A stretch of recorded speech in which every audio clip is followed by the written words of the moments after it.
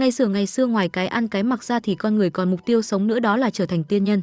Thế giới được chia thành hai nửa, đó là cái thiện và cái ác. Tộc Quân Vũ lúc bấy giờ được coi là tộc chính đạo cai quản Lục Càn Nguyên.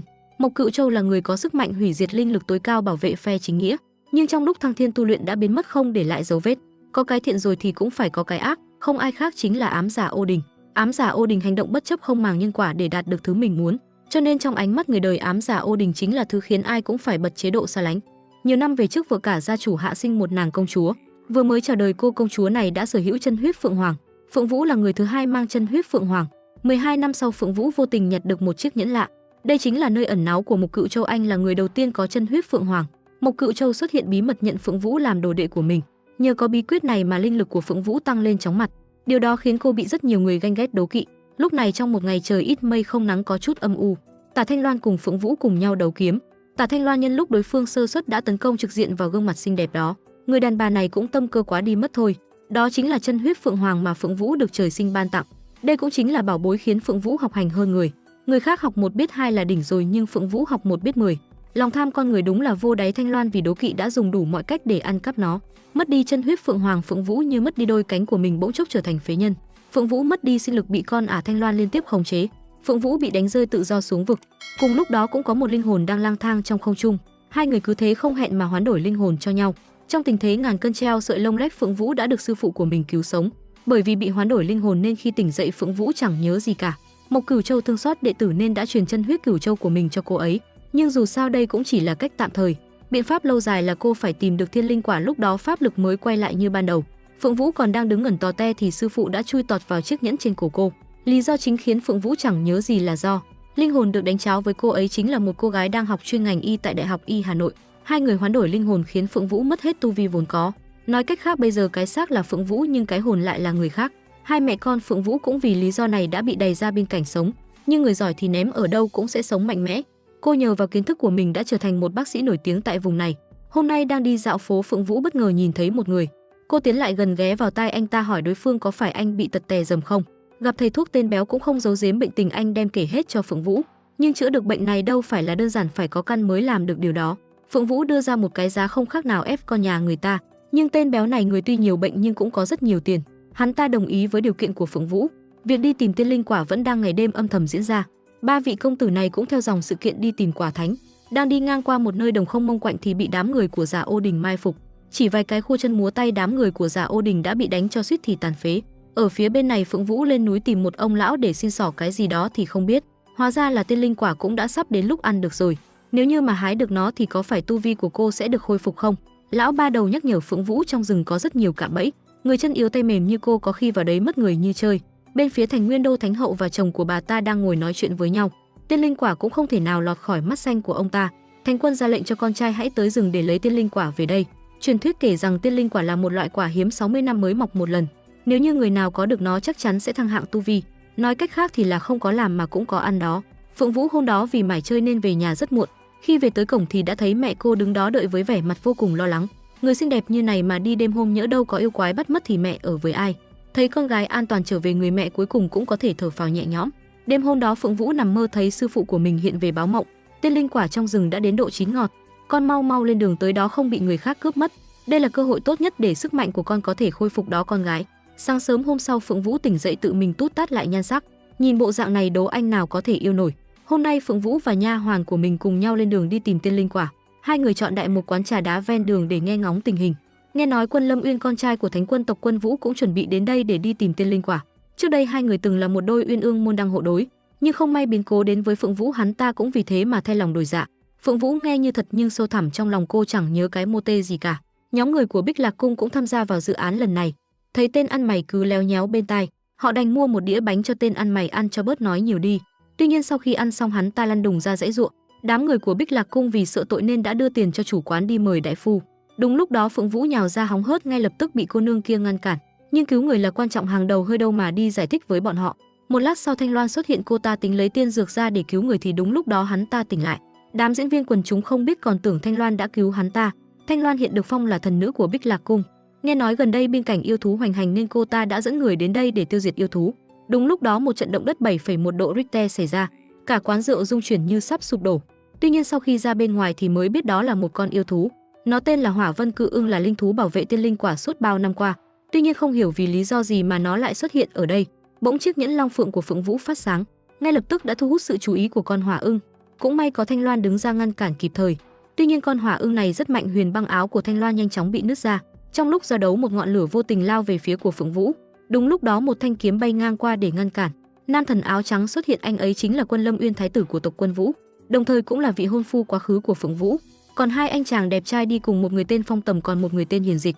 Tất cả mọi người cùng nhau hợp sức để tiêu diệt hỏa ưng.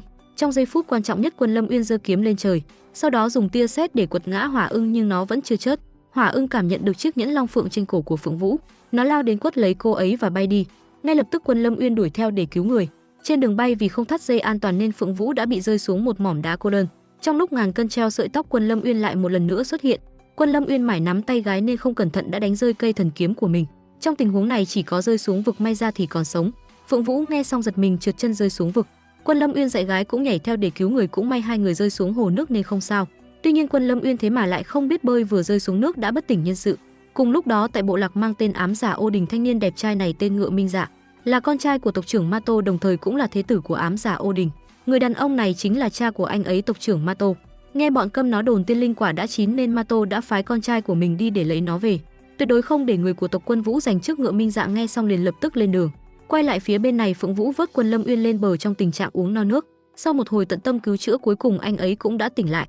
Tuy nhiên lúc này Quân Lâm Uyên không hề biết người trước mặt mình là Phượng Vũ. Nhìn cái giao diện cũ kỹ này khiến anh ấy ngán ngẩm rời đi.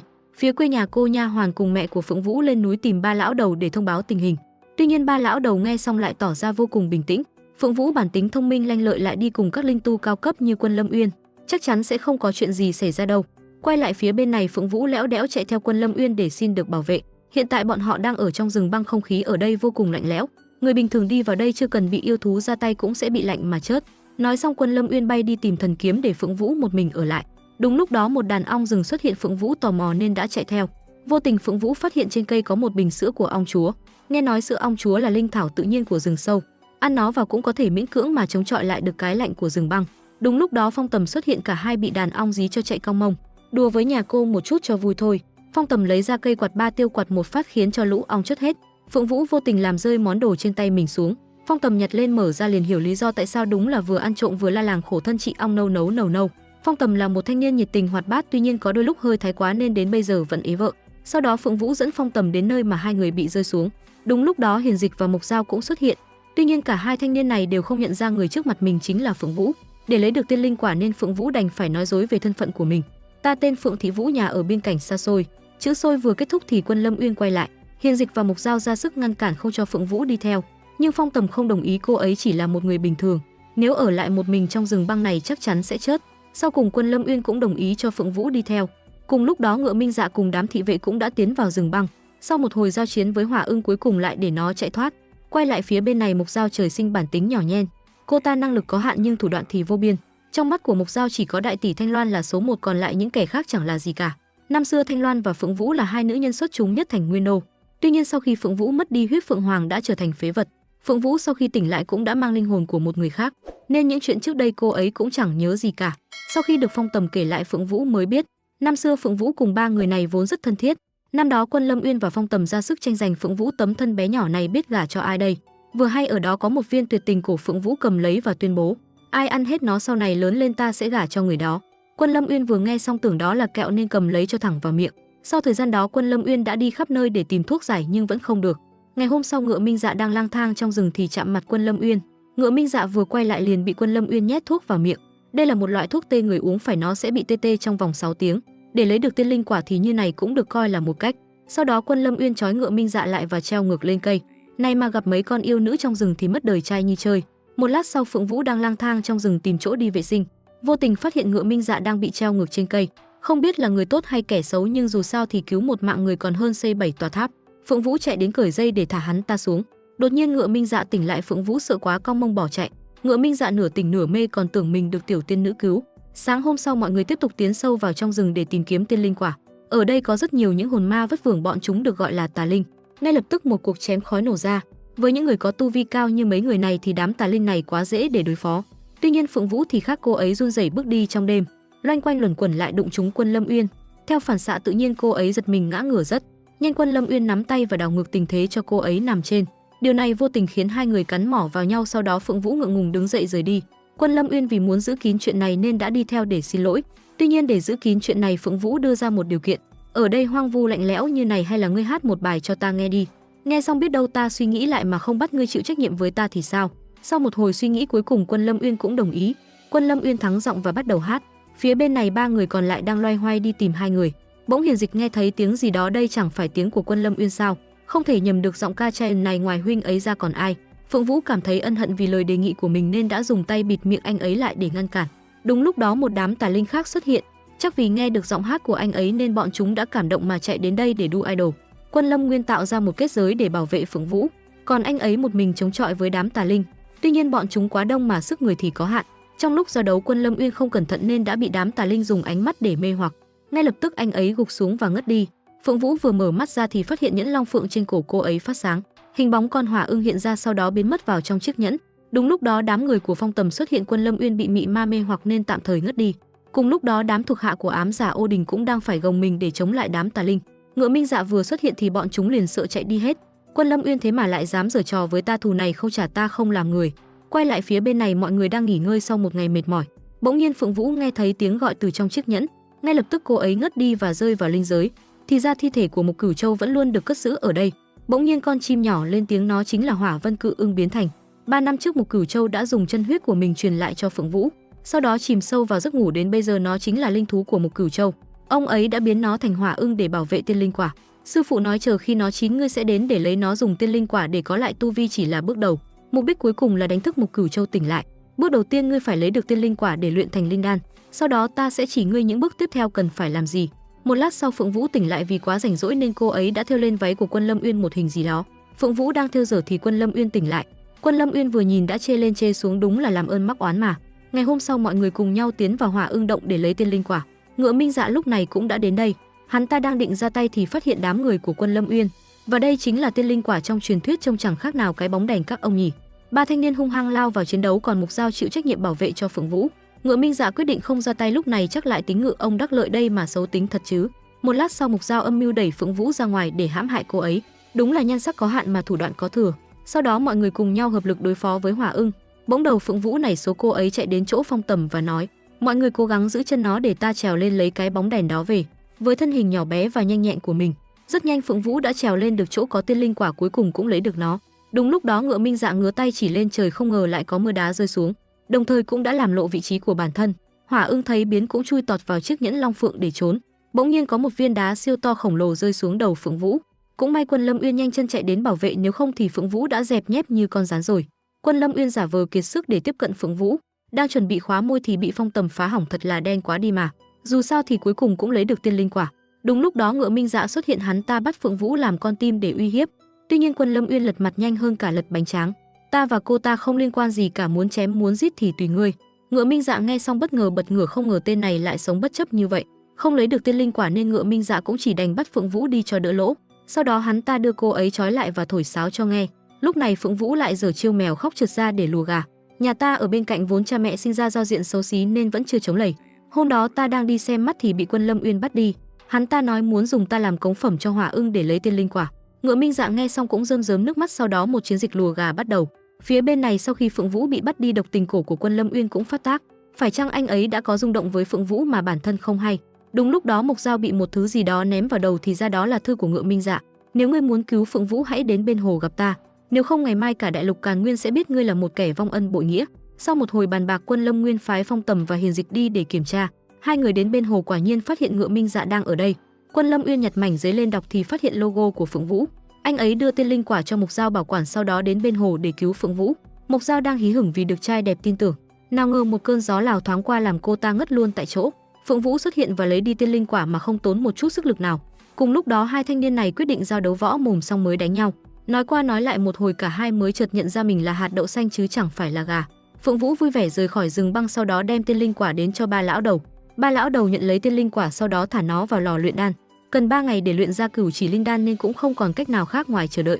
Mặc dù đã lấy được tiên linh quả nhưng Phượng Vũ trong lòng cũng có đôi chút áy náy. Sau đó Phượng Vũ quay trở về báo tin bình an cho mẹ mình. Phượng Vũ đang tính trèo tường vào cho mẹ, bất ngờ thì vô tình phát hiện Phượng Lưu và Đường Ca đang ở đây. Hai người này là anh em cùng cha khác mama của Phượng Vũ.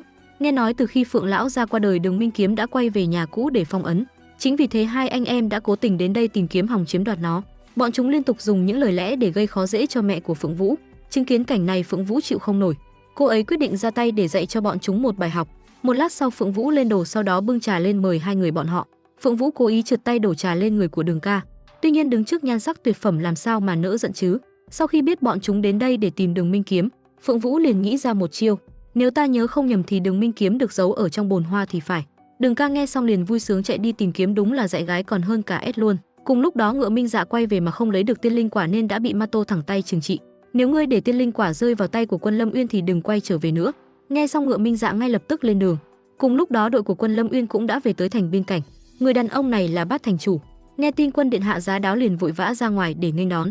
Phong Tầm lấy ra một bức tranh và nhờ ông ta tìm giúp người trong đó. Quay lại phía bên này, đám thuộc hạ của Đường Ca đang đào tung các bồn hoa trong phủ lên để tìm Đường Minh Kiếm. Phượng Vũ đến tìm Đường Ca để đưa ra thêm gợi ý. Huynh chịu khó nghiên cứu bài thơ này, nhất định sẽ tìm ra nơi cất giấu Đường Minh Kiếm. Đường Ca vì quá si mê trước nhan sắc của muội muội nên lý trí cũng bị lu mờ. Tuy đọc không hiểu gì nhưng vẫn tỏ vẻ ậm đồng ý. Thực ra Phượng Vũ là đang cố tình trêu chọc hắn ta chứ làm gì có bài thơ nào như thế. Phượng Vũ cùng nha hoàn đang tung tăng trong phủ thì phát hiện đám người của Quân Lâm Uyên không hiểu vì lý do gì mà lại đến đây. Hai anh em này vừa thấy Quân Lâm Uyên xuất hiện liền hồ hởi chạy ra chào hỏi. Phượng Vũ lấy chiếc khăn gió ấm bịt mặt để bỏ trốn. Vô tình váy của nha hoàn mắc đinh gây ra tiếng động, mặc dù không cố ý nhưng cũng đã bị phát hiện. Một cơn gió mùa thu cuốn theo lá vàng và chiếc khăn gió ấm bay đến tay của Quân Lâm Uyên. Ba anh em vừa nhìn thấy Phượng Vũ đã có cảm giác ngờ ngợ, nhưng cũng may bọn họ vẫn chưa nhận ra đây chính là Phượng Thị Vũ. Sau đó ba anh em cùng nhau ra phố để đi dạo, vô tình trên phố nghe được thông tin về Phượng Vũ. Cùng lúc đó Phượng Vũ lo sợ bại lộ thân phận nên vội vã chạy đến tìm ba lão đầu. Hai ông cháu chưa kịp nói gì thì ba người kia lại xuất hiện, đúng là oan gia ngõ hẹp mà. Hết cách Phượng Vũ lại phải dùng lại tuyệt chiêu mèo khóc chuột của mình. Tuy diễn dở nhưng đổi lại có chút nhan sắc nên cũng khiến người ta động lòng. Quân Lâm Uyên quyết định tối nay sẽ qua đêm ở Phượng phủ để an ủi tinh thần cho cô ấy. Trên phố lúc này một đám cái băng đang chơi bầu tôm thì có một tấm hình rơi xuống. Ngựa Minh Dạ cầm theo một túi bánh bao và yêu cầu tìm giúp người trong bức hình đó. Lúc này ba anh em cùng Phượng Vũ quay trở về Phượng phủ. Hai anh em này đúng ra nên đổi tên thành họ Tưởng, tên Bở thì đúng hơn. Sau đó nha hoàn dẫn bọn họ đến một căn phòng đổ nát để qua đêm. Hai anh em liên tục la mắng cô nha hoàn vì dám đối đãi với khách quý như vậy. Tuy nhiên sau khi nghe nha hoàn giải thích mọi người mới hiểu ra mọi chuyện. 3 năm trước hai mẹ con Phượng Vũ bị đày đến đây sinh sống. Điều kiện vô cùng khó khăn và túng thiếu, đã thế Phượng gia ở Nguyên Đô còn cắt hết phụ cấp của hai mẹ con họ. Chính vì thế tiền ăn còn chẳng có lấy đâu ra tiền để thuê người dọn dẹp tiếp khách. Đường Ca vì để bào chữa cho chuyện này nên đã móc ra mấy tờ ngân phiếu. Cô nha hoàn lanh lợi nhanh tay giật luôn mấy tờ ngân phiếu để lấy tiền đi chợ. Tối đến Phượng Vũ cùng nha hoàn bưng lên rất nhiều đồ ăn do Phượng Vũ nấu. Ba anh em ban đầu tỏ ra thanh cao, nhưng Phong Tầm vì đói quá nên đã vứt hết liêm sỉ sang một bên. Tiếp theo là đến Hiền Dịch, một lát sau đến lượt Quân Lâm Uyên. Tuy có vẻ hơi gượng gạo nhưng vẫn là không chịu nổi cái đói. Không ngờ Phượng Vũ lại nấu ăn ngon như vậy. Ban đầu Phượng Vũ tính dùng đồ ăn để đánh lạc hướng bọn họ, không ngờ lại bị phản tác dụng. Ba người vì thấy đồ ăn ngon quá nên muốn ở lại thêm vài ngày nữa để thưởng thức. Cùng lúc đó ba lão đầu đang ngủ thì bị đánh thức. Thì ra là Ngựa Minh Dạ, hắn ta giày vò ông ấy cả một đêm không ngủ. Sau đó hắn ta lấy ra một bức tranh vẽ Phượng Thị Vũ và nói: ta đã nghe ngóng khắp cả thành mới tìm đến đây. Có người đã nói chính xác mấy hôm trước cô ta đã đến đây tìm ông. Ông không nói cũng chẳng sao, chúng ta lại cùng nhau trải qua một đêm nữa nhé. Ở một diễn biến khác, mấy ông cháu nhà này đang cùng nhau thu dọn tàn cuộc do Hỏa Ưng lần trước để lại. Đúng lúc đó một cô nương béo ú xuất hiện, thấy mấy ông cháu đang loay hoay với tảng đá trước mặt nên cô ấy đã ra tay giúp đỡ. Những tưởng sẽ là một cảnh cảm động rơi nước mắt, ai ngờ nhiệt tình cộng ngu dốt lại thành ra phá hoại. Đúng lúc đó hai chị em Thanh Loan xuất hiện, họ đưa cho ông lão ít tiền đền bù, sau đó kéo cô nàng béo ú rời đi. Sau đó Thanh Loan dẫn cô nương béo ú đến một quán phở Nam Định, nghe nói phở ở đây rất ngon. Thì ra cô nương béo ú này tên Triều Ca, là con gái của trưởng môn Bích Lạc Cung. Năm xưa bị trúng ngải heo nên mới trở nên béo như vậy. Bỗng Mộc Giao nhận được công điện khẩn, ngay lập tức hai tỷ muội đứng dậy rời đi. Phía bên này thành chủ đến để thông báo kết quả cho Quân Lâm Uyên. Sau khi điều tra cụ thể, có người đã nhìn thấy cô gái này mấy hôm trước đã từng đến chỗ của ba lão đầu. Nghe xong đám người của Quân Lâm Uyên lập tức lên đường. Đường Ca đến tìm Phượng Lưu để nghĩ cách mau chóng tìm ra Đường Minh Kiếm. Tuy nhiên Phượng Lưu lúc này đã ăn dưa bở quá nhiều nên cũng chẳng thèm quan tâm đến mấy chuyện đó nữa. Quân điện hạ cố ý đến đây ở là vì ta thật là thích quá đi. Quay lại phía bên này, Ngựa Minh Dạ đang dùng nội công để hăm dọa ba lão đầu. Đúng lúc đó đám người của Quân Lâm Uyên đến. Quân Lâm Uyên vừa vào đã phát hiện có người đang ở đây. Ngựa Minh Dạ một mình không đánh lại ba người nên đã bắt Phượng Vũ làm con tim. Đột nhiên hắn ta ngửi thấy mùi cơ thể của Phượng Vũ rất giống Phượng Thị Vũ, nhưng vì tình thế cấp bách nên cứ chuẩn trước tính sau. Sau đó Phong Tầm lấy ra một bức tranh để hỏi về tung tích của Phượng Thị Vũ. Cuối cùng ba lão đầu cũng nhớ ra anh trai của Phượng Thị Vũ tên Võ Tòng là một trong 108 vị anh hùng Lương Sơn Bạc. Vòng vo một hồi cuối cùng ba lão đầu lôi cả Tam Quốc diễn nghĩa ra để kể. Ba anh em nghe xong thấy nhức cái đầu nên rời đi. Thì ra tất cả những chuyện này là do Phượng Vũ đã kể cho ba lão đầu nghe lúc trước, không ngờ bây giờ nó lại trở nên hữu dụng như thế. Quân Lâm Uyên vừa ra ngoài thì độc tình cổ lại phát tác. Cùng lúc đó Phượng Lưu ra ngoài dạo phố thì nhặt được một mảnh giấy là tin nhắn của Thanh Loan. Ngay lập tức cô ta đến bờ suối để gặp Thanh Loan. Mặc dù chẳng ưa gì nhau nhưng vì cấp bậc tu hành của Thanh Loan cao hơn nên Phượng Lưu vẫn phải chấp nhận cúi đầu. Thanh Loan đến để nhắc nhở Phượng Lưu nên biết chừng mực. Cô nên biết ai mới là người xứng đáng với quân điện hạ. Phượng Lưu nghe xong vâng vâng dạ dạ rời đi. Sau khi về Phượng phủ, Phượng Vũ bắt đầu dở nghề châm cứu da để kiếm tiền. Tuy nhiên sau khi hỏi thăm mới biết mỗi khi tuyệt tình cổ phát tác cơ thể liền tỏ ra vô cùng đau đớn. Khẩu thị tâm phi nói trái lương tâm, tức là nghĩ một đằng nói một nẻo ấy. Sau khi bắt mạch xong Phượng Vũ phán một câu xanh dờn: huynh ấy bị suy thận, uống nhiều nước là được rồi. Tối đến Phượng Vũ đang ngồi giã thuốc thì Ngựa Minh Dạ xuất hiện. Ngựa Minh Dạ vì lưu luyến mùi hương ban chiều mà đến, nếu như che mặt đi thì chẳng khác nào Phượng Thị Vũ cả. Biết Ngựa Minh Dạ đang muốn tìm Phượng Thị Vũ, chính vì thế Phượng Vũ lại bắt đầu giở trò. Ta nghe nói Quân Lâm Uyên đã bắt được Phượng Thị Vũ, hắn ta đang bức ép cô ấy để tìm ra tên linh quả. Nếu ngươi quan tâm đến cô ấy, chỉ cần theo dõi hắn ta là sẽ tìm được người. Ngựa Minh Dạ nghe xong nửa tin nửa ngờ rời đi. Sáng hôm sau Quân Lâm Uyên đang ngồi thiền thì Phượng Lưu đến. Nghe tin Quân Lâm Uyên bị suy thận nên cô ta mang rất nhiều đồ bổ đến. Tuy nhiên Quân Lâm Uyên lại tỏ ra vô cùng tức giận, sau đó còn đuổi cô ta ra ngoài. Phong Tầm đứng bên nhịn không nổi mà cười bật ra thành tiếng. Phượng Lưu bị đuổi tức tối quay về gặp Đường Ca, ta cũng muốn có Đường Minh kiếm, chỉ khi ta trở thành gia chủ Phượng gia thì mới xứng với quân điện hạ. Ngay lập tức hai anh em trở mặt thành thù. Quân Lâm Uyên vì nghi ngờ thân phận của Phượng Vũ nên đã dẫn cô ấy ra ngoài đi dạo. Trên đường đi thỉnh thoảng lại gọi tên Phượng Thị Vũ khiến cho Phượng Vũ bất giác trả lời. Sau đó Quân Lâm Uyên dẫn Phượng Vũ đến một quán ăn để tâm sự. Dựa vào những quan sát của mình cộng thêm cách nói chuyện của Phượng Vũ, dường như Quân Lâm Uyên đã tìm ra đáp án rồi. Vô tình Quân Lâm Uyên phát hiện ra Ngựa Minh Dạ đang bám theo mình. Chính vì thế anh ấy đã tương kế tự kế. Quay lại phía Phượng phủ, Ngựa Minh Dạ đột nhập vào thư phòng của Quân Lâm Uyên để tìm người. Quả nhiên ở đây có người nhưng không phải Phượng Thị Vũ mà là Phong Tầm. Đúng lúc đó Hiền Dịch xuất hiện, 2 đánh 1 không chột cũng què. Một lát sau Quân Lâm Uyên cũng quay lại. Xin lỗi anh em, lần này là 3 đánh 1 chứ không phải 2 nữa nhé. Cùng lúc đó Phượng Vũ quay về phủ thì bị Phượng Lưu chặn lại. Sau đó cô ta lấy ra một con dao để đe dọa. Ngươi còn dám quyến rũ quân điện hạ thì ta sẽ rạch nát mặt của ngươi. Quả nhiên cô ta máu liều nhiều hơn máu não, tưởng dọa dẫm thế ai ngờ ra tay thật. Phượng Vũ cũng chẳng vừa, cô ấy rút cây châm ra và rạch một đường dài trên tay của Phượng Lưu. Điều này cũng trực tiếp khiến Phượng Lưu trở nên điên loạn. Cô ta rút ra một cây roi và quất về phía của Phượng Vũ. Quân Lâm Uyên đang đánh nhau thì linh cảm thấy điều chẳng lành nên vội chạy qua để xem. Phượng phu nhân và Đường Ca xuất hiện nhưng cũng không thể ngăn nổi cơn điên của Phượng Lưu. Cô ta đập phá tất cả thảo dược của Phượng Vũ, sau đó không dùng bật lửa nhưng vẫn đốt cháy đùng đùng. Chưa dừng lại ở đó, Phượng Lưu còn giật lấy chiếc nhẫn long phượng trên cổ Phượng Vũ và ném vào đống lửa. Phượng phu nhân thấy thế vội vàng tay không bới lửa tìm nhẫn cho con. Quả nhiên đã tìm được nhưng đổi lại đôi tay của bà ấy đã bị bỏng cấp độ 3. Chứng kiến cảnh này Phượng Vũ cảm thấy vô cùng đau xót. Cô ấy lao lên dùng tay để đỡ kiếm của Phượng Lưu. Thật trùng hợp, những giọt máu của Phượng Vũ rơi xuống đúng cái chày giã thuốc. Đột nhiên cái chày phát sáng và hất tung kiếm của Phượng Lưu. Thì ra cái chày giã thuốc đó chính là Phượng Minh kiếm bị phong ấn bao lâu nay. Vì sức mạnh quá lớn của Đường Minh kiếm khiến cô ấy không chịu nổi nên đã ngất đi. Lúc này đám người của Quân Lâm Uyên và Thanh Loan cũng đến. May mà có bọn họ đứng ra ngăn cản không thì toang. Ở một diễn biến khác, tại cung điện của tộc quân, Vũ Thánh Quân chuẩn bị bế quan tu hành. Tuy nhiên trong quãng thời gian đó cần có người đứng ra cai quản Nguyên Đô. Ngay lập tức Thánh hậu được lựa chọn. Đúng lúc đó một vị lão quân xuất hiện, ông ấy là Tôn Lão Linh Tông, một vị trưởng bối trong tộc Quân Vũ. Vài ngày trước ông ấy nhận được mật chỉ của Quân Lâm Uyên nên đã cố tình về đây để giúp Thánh quân cai quản tộc Quân Vũ. Thánh hậu đang hí hửng vì được nắm quyền thì bị phá đám. Ngoài mặt bà ta tỏ ra vui vẻ nhưng trong lòng lại vô cùng cay cú.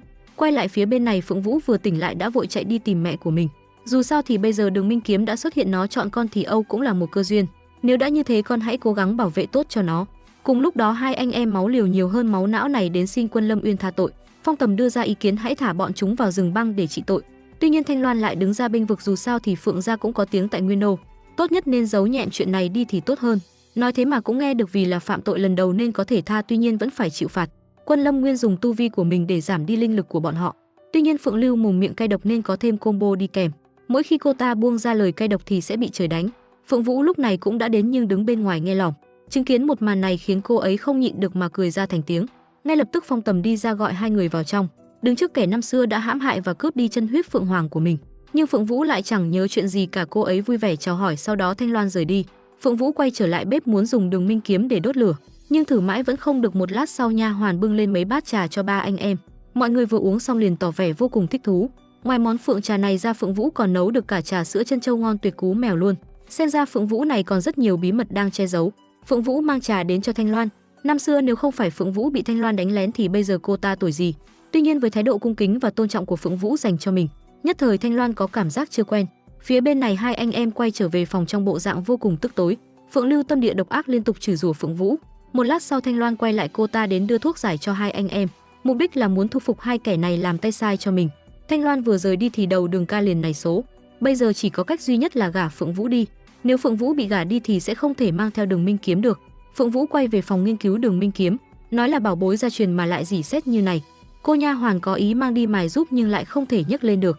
Tuy nhiên Phượng Vũ bây giờ đã mất hết tu vi nên Đường Minh Kiếm trong tay cô ấy cũng chỉ như cục sắt rỉ mà thôi. Một lát sau Thanh Loan xuất hiện, thấy Phượng Vũ đang loay hoay sử dụng kiếm nên cô ta có nhã ý dạy cho Phượng Vũ vài chiêu. Phượng Vũ ra bờ suối luyện võ nhưng chờ mãi chẳng thấy Thanh Loan đâu. Phượng Vũ đang nằm ngửa mặt lên trời ngắm chim thì một con chim lớn xuất hiện, tưởng đến làm gì hóa ra để giao oai với gái. Quân Lâm Nguyên vẻ mặt lạnh lùng boi anh ấy nói thì ít mà múa thì nhiều, chỉ cần bấy nhiêu đó đã khiến cho Phượng Vũ mê tít rồi. Nhưng kỳ lạ thay mỗi lần gần gũi với Phượng Vũ thì độc tình cổ trong người anh ấy lại phát tác. Đúng lúc đó nha hoàn hớt hải chạy đến báo tin tiểu thư về mau lên nhà có biến rồi. Bên phía Phượng phủ Đường Ca mang rất nhiều quà đến gặp Phượng phu nhân để xin lỗi. Sau đó hắn ta bắt đầu giở trò, lần này con đến đây còn có một chuyện muốn báo cho người biết. Con đã sắp xếp cho Phượng Vũ một mối hôn sự vô cùng tốt. Cùng lúc đó Thanh Loan đến gặp Phượng Lưu để thông báo, ta phải về Nguyên Đô có việc gấp, việc ở đây giao cho ngươi tự lo liệu. Đừng quên chuyện lúc trước ta đã nói với ngươi. Phượng Vũ hung hăng quay về gặp Đường Ca để hỏi tội. Đang định thượng cẳng chân hạ cẳng tay thì Phượng Lưu xuất hiện. Cô ta vẫn cay cú chuyện lần trước nên muốn đến đây để kiếm chuyện. Cô ta liên tục dùng roi quất về phía Phượng Vũ dường như là đang muốn lấy mạng của cô ấy. Phong Tầm và Hiền Dịch thấy thế chạy ra ngăn cản thì bị Đường Ca chặn lại. Đây là chuyện riêng nhà ta, các ngươi đừng có xía vào. Hết cách cả hai cũng chỉ đành nhìn Phượng Vũ bị cô ta hành hạ. Sau một hồi bị cô ta giày vò, Phượng Vũ như muốn ngất đi vì kiệt sức. Nhân cơ hội đó Phượng Lưu bay lên để ra đòn quyết định. Đúng lúc đó chân huyết Phượng Hoàng thức tỉnh, thanh Đường Minh kiếm không mài bỗng trở nên sắc bén lạ thường. Chỉ với một chiêu chém gió đã khiến cho Phượng Lưu thổ huyết. Hồ không gầm, ngươi lại tưởng là Hello Kitty hả? Nói xong Phượng Vũ liền gục xuống vì kiệt sức. Quân Lâm Uyên nghe tin Phượng Vũ bị thương vội vã chạy về xem tình hình. Tuy nhiên lần này ra bên ngoài điều tra anh ấy đã biết được một chuyện.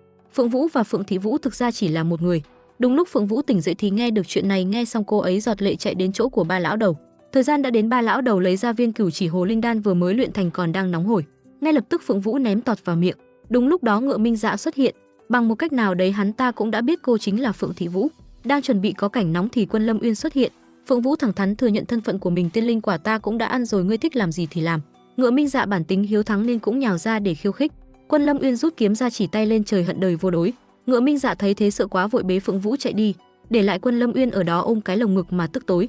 Ngựa Minh Dạ đưa cô ấy đến một bìa rừng, vô tình chứng kiến cảnh một đám trẻ trâu đang chơi trò ba đánh một không chuột thì què. Phượng Vũ thấy thế vội đứng ra ngăn cản. Phượng Vũ dùng những lời nói âu yếm cử chỉ nhẹ nhàng để động viên cậu nhóc. Ngựa Minh Dạ đứng bên cũng chỉ biết ước gì mình là thằng nhóc đó. Đúng lúc đó Nhẫn Long Phượng phát sáng, Phượng Vũ vội chạy đi tìm nơi để ngất. Sau khi vào bên trong, con chim nhỏ nói với cô ấy, ngươi đã ăn được Cửu Chỉ Hồ Linh Đan rồi. Bây giờ ngươi đã là linh tu sơ cấp, chăm chỉ rèn luyện thêm nữa, biết đâu cô thương sẽ lấy lại được tu vi như ban đầu. Quả nhiên đã dùng được rồi này. Vậy là sau này sẽ không phải tốn tiền mua bật lửa nữa rồi. Quay lại phía bên này, Ngựa Minh Dạ đang buồn bực lang thang thì phát hiện Quân Lâm Uyên đi theo mình. Quân Lâm Uyên vì ghen quá hóa giận, chưa chào hỏi gì đã lao vào đấm đá túi bụi. Cả hai ăn miếng trả miếng, đến cuối cùng lại thành một cuộc vật lộn chẳng khác nào hai đứa trẻ con. Đến bây giờ cả hai mới nhận ra chúng ta đều đã thích cô ấy rồi, vậy thì cạnh tranh công bằng đi. Ngày hôm sau trước cửa Phượng phủ xảy ra một cảnh vô cùng náo nhiệt. Sắp đến ngày mừng thọ Thánh Quân mà tiên linh quả lại bị Phượng Vũ ăn mất. Để bù đắp lỗi lầm này nên Phượng Vũ đã nghĩ ra một cách. Cô ấy cho phát rất nhiều những phiếu nhỏ để mọi người cùng nhau viết lời chúc thọ cho Thánh Quân. Quả nhiên đây là một kế sách hay. Người dân thành Viên Cảnh tỏ ra rất hào hứng với chuyện này. Ba lão đầu cũng học theo đu idol cho bằng được. Sau đó là hàng ngàn con chim bồ câu đem theo những lời chúc của người dân bay về Nguyên Đô gửi cho Thánh Quân. Rất nhanh Thánh Quân đã nhận được những lời chúc đó. Ông ấy rất vui khi nhận được món quà không có giá trị này. Quân Lâm Uyên mang quà đến tặng cho Phượng Vũ, miệng thì nói chỉ tiện tay nhặt được ngoài đường. Nhưng khi Phượng Vũ hỏi nhặt ở đâu, bảo ta nhặt với, thì anh ấy lại ngượng ngùng bỏ đi. Ba anh em vừa ra ngoài sân thì được nha hoàn cho hay Đường Ca lấy Phượng phu nhân ra uy hiếp bắt Phượng Vũ phải đi xem mắt. Nghe xong Quân Lâm Uyên vội vã chạy đi tìm, thật trùng hợp tên béo này lại là con của thành chủ. Rất nhanh Quân Lâm Uyên đã đến, ngay cả vị hôn thê của ta mà các ngươi cũng dám cướp sao? Có phải tất cả đều muốn lên bàn thờ ngắm gà khỏa thân rồi không? Nói xong Quân Lâm Uyên kéo Phượng Vũ rời đi. Cùng lúc đó Ngựa Minh Dạ đang năn nỉ lão thần sứ chỉ cho vài chiêu để đi tán gái. Lần này nhất định ta sẽ không chịu thua Quân Lâm Nguyên đâu. Ở một diễn biến khác, Thanh Loan đang dùng tu vi của mình để đi biểu diễn đường phố. Đúng lúc đó Thánh hậu xuất hiện, thực ra bà ta cố ý đến đây để gặp Thanh Loan. Năm xưa ta cũng là người của Bích Lạc cung, thấy ngươi như này ta cũng cảm thấy vui mừng. Khi nào về Nguyên Đô nhớ đến tìm ta, ta có chuyện muốn nói với ngươi. Phía bên này Quân Lâm Nguyên nhờ Phong Tầm đến gặp nha hoàn để nhờ một chuyện. Hay là cô về khuyên bảo tiểu thư nhà cô đồng ý làm linh phi của Quân điện hạ đi. Là trời, thẳng thắn lộ liễu thế mà cũng nói ra được luôn hả? Đúng lúc đó Ngựa Minh Dạ tay cầm hoa xuất hiện. Ngựa Minh Dạ đưa nắm hoa nhờ nha hoàn gửi đến cho Phượng Vũ. Tuy nhiên nó lại bị Quân Lâm Uyên thẳng tay hất xuống đất. Chẳng phải đã nói là cạnh tranh công bằng sao? Ngựa Minh Dạ cay cú nhưng nhất thời lại chẳng thể làm gì. Quân Lâm Uyên quay về phòng thì nhận được thư của Nguyên Đô gửi tới. Vừa xem xong Quân Lâm Uyên quay sang nói với Hiền Dịch, mau chóng chuẩn bị hành lý lên đường trở về Nguyên Đô. Cùng lúc đó Phong Tầm đang cùng nha hoàn vào bếp chuẩn bị cho bữa tối. Trong lúc nói chuyện cô nha hoàn bon mồm nói ra hết mọi chuyện. Mỗi lần tiểu thư gặp Quân điện hạ mắt của tiểu thư liền sáng như đèn pha ô tô. Chỉ cần ở bên Quân điện hạ miệng của tiểu thư lúc nào cũng nở nụ cười hạnh phúc. Đây chẳng phải là yêu thì là gì chứ? Phong Tầm nghe xong tỏ ra vô cùng buồn bã tối đến. Phượng Lưu miệng mỉm cười bưng bát trà đến cho Phượng Vũ. Chuyện lần trước là ta có lỗi, nay ta tự tay xuống bếp nấu trà để xin lỗi cô. Cô niệm tình uống một miếng cho ta vui nhé. Phượng Vũ nghe xong thấy ái ngại trong lòng liền bưng bát trà lên và uống. Trong bộ dạng này của cô ta không phải là đang giở trò gì đấy chứ? Phượng Vũ vừa vào bên trong đã cảm thấy buồn ngủ, mặc dù lúc đó mới chỉ 8 giờ tối. Phía bên này Quân Lâm Uyên vừa về phòng đã thấy Phong Tầm đang mượn rượu giải sầu. Sau khi nghe Phong Tầm nói Phượng Vũ là thích huynh chứ không phải ta, tự nhiên Quân Lâm Uyên lại thấy vui vẻ phấn chấn hẳn lên. Tâm trạng vui, ta uống với đệ Hiền Dịch ngồi cả ngày chỉ thích đọc sách nên cũng chẳng thèm quan tâm đến mấy chuyện này. Quay lại phía bên này Phượng Vũ đang ngủ thì bị tên béo xông vào phòng. Hắn ta nhân lúc cô ấy đang ngủ định thừa cơ để hấp diêm. Cũng may Phượng Vũ kịp thời tỉnh lại. Cùng lúc đó Hiền Dịch tưởng mạnh miệng thế nào, ai ngờ vừa quay đi quay lại đã say ngoác cần câu, đúng là rượu vào thì thuốc lào ra. Hai ông em tập trung khích bác ông anh huynh sắp quay về Nguyên Đô rồi. Nếu hôm nay không đi tỏ tình với Phượng Vũ, sau này cả thành biên cảnh sẽ đồn huynh là thận yếu đó. Quân Lâm Nguyên bị khích tướng thế mà đứng dậy đi thật. Quân Lâm Uyên vừa đến đã cho tên béo kia một trận. Sau đó anh ấy nhẹ nhàng tiến lại gần để an ủi Phượng Vũ. Lúc này độc tình cổ phát tác khiến cho anh ấy ngất đi vì sướng. Phượng Vũ trong lúc tủi thân cũng theo đó mà nằm xuống. Sáng hôm sau hai người tỉnh lại trong bộ dạng chung chăn chung gối. Không biết tối qua có làm hiệp nào không mà ngủ say thế. Quân Lâm Uyên dậy trước chỉnh đốn y phục, sau đó mới gọi Phượng Vũ dậy. Chuyện này là ta có lỗi với muội, ta sẽ mau chóng quay về Nguyên Đô để chuẩn bị hỏi cưới muội. Nói xong anh ấy đứng dậy rời đi. Phượng Vũ vì xấu hổ quá nên cứ nằm đó mãi không chịu ra ngoài. Một lát sau nha hoàn hớt hải chạy vào báo tin phu nhân biến mất rồi. Phượng Vũ nghe xong vội chạy ra ngoài để tìm kiếm. Đúng lúc đó hai anh em kia lại xuất hiện. Đường Ca vì sợ lại xảy ra cảnh đổ máu nên vội vã giải thích. Quân điện hạ đã đưa mẹ muội quay về Nguyên Đô rồi. Chúng ta cũng đang chuẩn bị đồ, 1 canh giờ sau sẽ xuất phát. Sau đó nha hoàn lấy ra một bức thư đưa cho Phượng Vũ. Tên này tưởng nói đùa thế mà lại định làm thật. Phượng Vũ quay sang bảo nha hoàn đi chuẩn bị đồ. Còn cô ấy thì đến gặp ba lão đầu để chào tạm biệt. Ba lão đầu đi vào bên trong lấy ra một bình linh dược đưa cho cô ấy. Đây là linh đan chữa lành ta mới luyện được. Sau này nếu ngươi bị thương có thể lấy nó ra để dùng, cứ yên tâm ở đó mà tu hành. Nhất định sẽ có một ngày ta sẽ đến Nguyên Đô để thăm ngươi. Sau đó Phượng Vũ đi cùng đoàn xe của Đường Ca để cùng quay về Nguyên Đô. Bọn họ dừng chân tại một dịch quán bên đường để nghỉ ngơi. Sau khi vào bên trong vô tình bắt gặp hai vị phu nhân cũng ở đây. Bọn họ đều là phu nhân của những vị quân thần trong tộc Quân Vũ. Tuy nhiên thái độ của bọn họ có vẻ rất coi thường người khác. Sau khi dạo một vòng mọi người đều phát hiện ra điều kỳ lạ. Dịch quán này vốn dĩ không có người ở, tuy nhiên đồ đạc lại vô cùng đầy đủ. Đúng lúc đó bọn họ phát hiện trong một căn phòng có rất nhiều đầu khô. Nghe nói ở đây tà khí rất cao nên những người xung quanh không ai dám đến đây ở cả. Hai cô nha hoàn vì sợ hãi quá nên vội vã rời khỏi đây. Tuy nhiên trời cũng sắp tối rồi mà quanh khu này cũng chẳng còn chỗ nào khác. Tối đến tất cả nữ giới tập trung lại một phòng ngủ để đỡ sợ ma. Đột nhiên vị phu nhân ấy lên cơn đau đẻ. Cũng may Phượng Vũ có chút y thuật nên cũng có thể miễn cưỡng đỡ đẻ. Phượng Lưu đã không giúp được gì lại còn đứng bên lèm bèm. Ngay lập tức cô ta bị Phượng Vũ đuổi ra ngoài. Lúc này bên ngoài mây đen kéo đến, sấm chớp ầm ầm. Hai anh em đang đứng đợi bên ngoài thì có một kẻ lạ mặt xuất hiện. Nó là một con yêu thú cấp cao đã tu luyện ngàn năm, chính vì thế sức mạnh của nó sẽ là vô cùng lớn. Rất nhanh đám lính đã bị nó cho ăn hành ngập mặt. Đúng là phim Trung Quốc nào cũng thế, cứ chờ lính chất hết tướng mới ra tay. Tuy nhiên số phận của hai anh em nhà này cũng chẳng khá khẩm hơn là mấy. Bên trong Phượng Vũ đang chờ nhưng mãi đứa trẻ vẫn chưa chịu chui ra, nếu cứ như này thì chết cả đám. Phượng Phủ châm cho bà ấy mũi kim kích đẻ, sau đó đứng dậy ra ngoài để đối phó với yêu thú. Một cây làm chẳng nên non, 3 cây trụm lại nhưng rồi cũng toang. Phía bên này ba anh em cũng đang trên đường về thì bỗng nhiên sấm chớp đùng, đùng mây đen kéo đến phủ kín bầu trời. Quân Lâm Uyên cảm nhận có điều chẳng lành nên bảo hai ông em đưa phu nhân về trước, còn mình sẽ bay đi để xem có chuyện gì. Trở lại bên này trong lúc nguy hiểm, chân huyết Phượng Hoàng lại một lần nữa thức tỉnh. Phượng Vũ dùng chút sức lực cuối cùng để chém về phía con yêu thú. Hai anh em nhà này đã không giúp đỡ lại còn tính rủ nhau bỏ trốn, đúng là ối rồi ôi luôn. Một lát sau Quân Lâm Uyên xuất hiện, thấy thế Phượng Vũ chạy vào bên trong để tiếp tục đỡ đẻ. Tiếp theo đó là một trận chiến vô cùng gay cấn. Quân Lâm Uyên vì độc tình cổ phát tác nên có đôi chút yếu thế hơn yêu thú. Tưởng chừng anh ấy sẽ phải kết thúc vai diễn ở đây thì đúng lúc đó Phượng Vũ mở cửa lao ra một kiếm đâm qua người con yêu thú. Con yêu thú dồn hết sức mạnh vào chiêu cuối nhưng đã bị Quân Lâm Nguyên lao tới nuốt trọn. Sau đó con yêu thú nổ tan thành mây khói. Ngọn lửa xanh trong cơ thể nó cũng theo đó nhập thể vào người của Quân Lâm Uyên. Lúc này Quân Lâm Uyên đã bất tỉnh nhân sự. Phượng Vũ tỉnh lại chạy đến ôm anh ấy vào lòng và khóc lớn. Như một sự cố ý sắp đặt, nước mắt của cô rơi xuống đúng vào ấn ký của độc tình cổ. Ngay sau đó Quân Lâm Uyên tỉnh lại. Phía bên trong em bé lúc này cũng đã bình an chào đời. Bà phu nhân cũng vì chuyện này mà đã bớt kiêu căng. Ở một diễn biến khác, Tả Thanh Loan vừa về Nguyên Đô đã vào cung để gặp Thánh hậu. Vì là buổi gặp đầu tiên nên hai người cũng chỉ là chào hỏi qua loa. Thanh Loan vừa rời đi thì Ma Tô xuất hiện. Thì ra bà ta và Ma Tô đã lén lút vụng trộm với nhau từ lâu. Quay lại phía bên này, Phượng Vũ tỉnh dậy thấy Quân Lâm Uyên vẫn còn đang ngủ. Cô nhẹ nhàng đi đến và hôn anh ấy một cái. Đúng lúc đó Thái Phượng Điểu lên tiếng. Ngọn lửa xanh của con yêu thú tối hôm qua đã bị Quân Lâm Uyên hút vào người. Nếu có thể lấy được nó thì linh lực sẽ tăng lên đáng kể. Phượng Vũ nghe xong liền hiểu ra mọi chuyện. Cô ấy nhẹ nhàng đi đến đang định hút thì nha hoàn xuất hiện. Quân Lâm Uyên giật mình tỉnh dậy liền bị đánh ngất đi. Một lát sau cả hai người cùng nhau ra ngoài để tiễn hai vị phu nhân kia về phủ. Sau đó hai người đi vào bên trong. Lúc này Quân Lâm Nguyên mạnh miệng trêu chọc. Nếu muốn hôn ta thì nói một tiếng, cần gì phải lén lút như vậy. Vừa nghe xong Phượng Vũ như mở cờ trong bụng, nhưng cái bộ dạng này ai mà dám hôn chứ. Ngoài sân thì có chút e ngại, vậy trong nhà thì sao nhỉ? Tuy nhiên nhìn cứ như hai con đỉa thế này ai mà dám hôn chứ. Bỗng nhiên Quân Lâm Uyên phát hiện lần này gần gũi cô ấy nhưng lại không bị đau tim. Thì ra nhờ những giọt nước mắt của Phượng Vũ mà độc tình cổ đã được hóa giải. Tuy nhiên Phượng Vũ vẫn quyết tâm hút bằng được lửa vạn u trong người của Quân Lâm Uyên. Vờn qua vờn lại một hồi cũng chán nên Phượng Vũ quay mặt bỏ đi. Đúng lúc đó Quân Lâm Uyên kéo Phượng Vũ quay lại và cắn chặt vào môi cô ấy.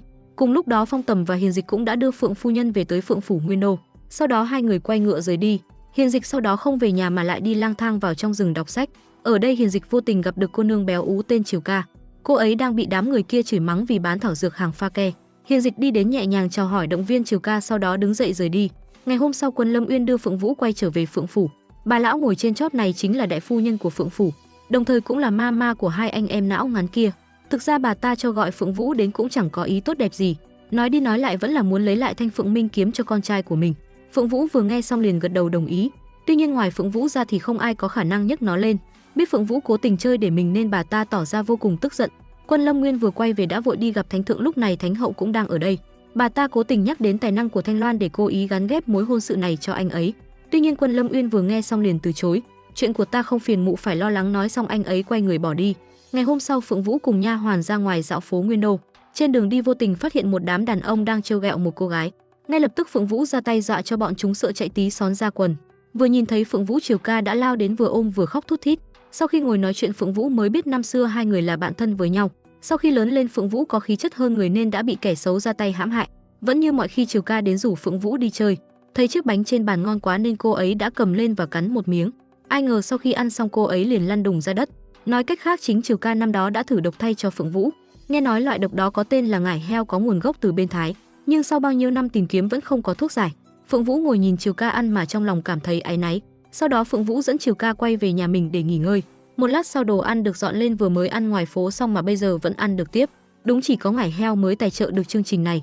Tối đến Phượng Vũ bắt đầu ngồi nghiên cứu về thứ gì đó. Thì ra cô ấy nghe đồn ở Nguyên Đô có một nơi tên là Thiên Hạ Lâu. Nếu ai có thể vượt qua 4 ải bên trong đó thì có thể nhận được một phần thưởng vô cùng giá trị. Đó chính là rất nhiều vàng bạc châu báu và một cây thảo dược chữa được bách bệnh.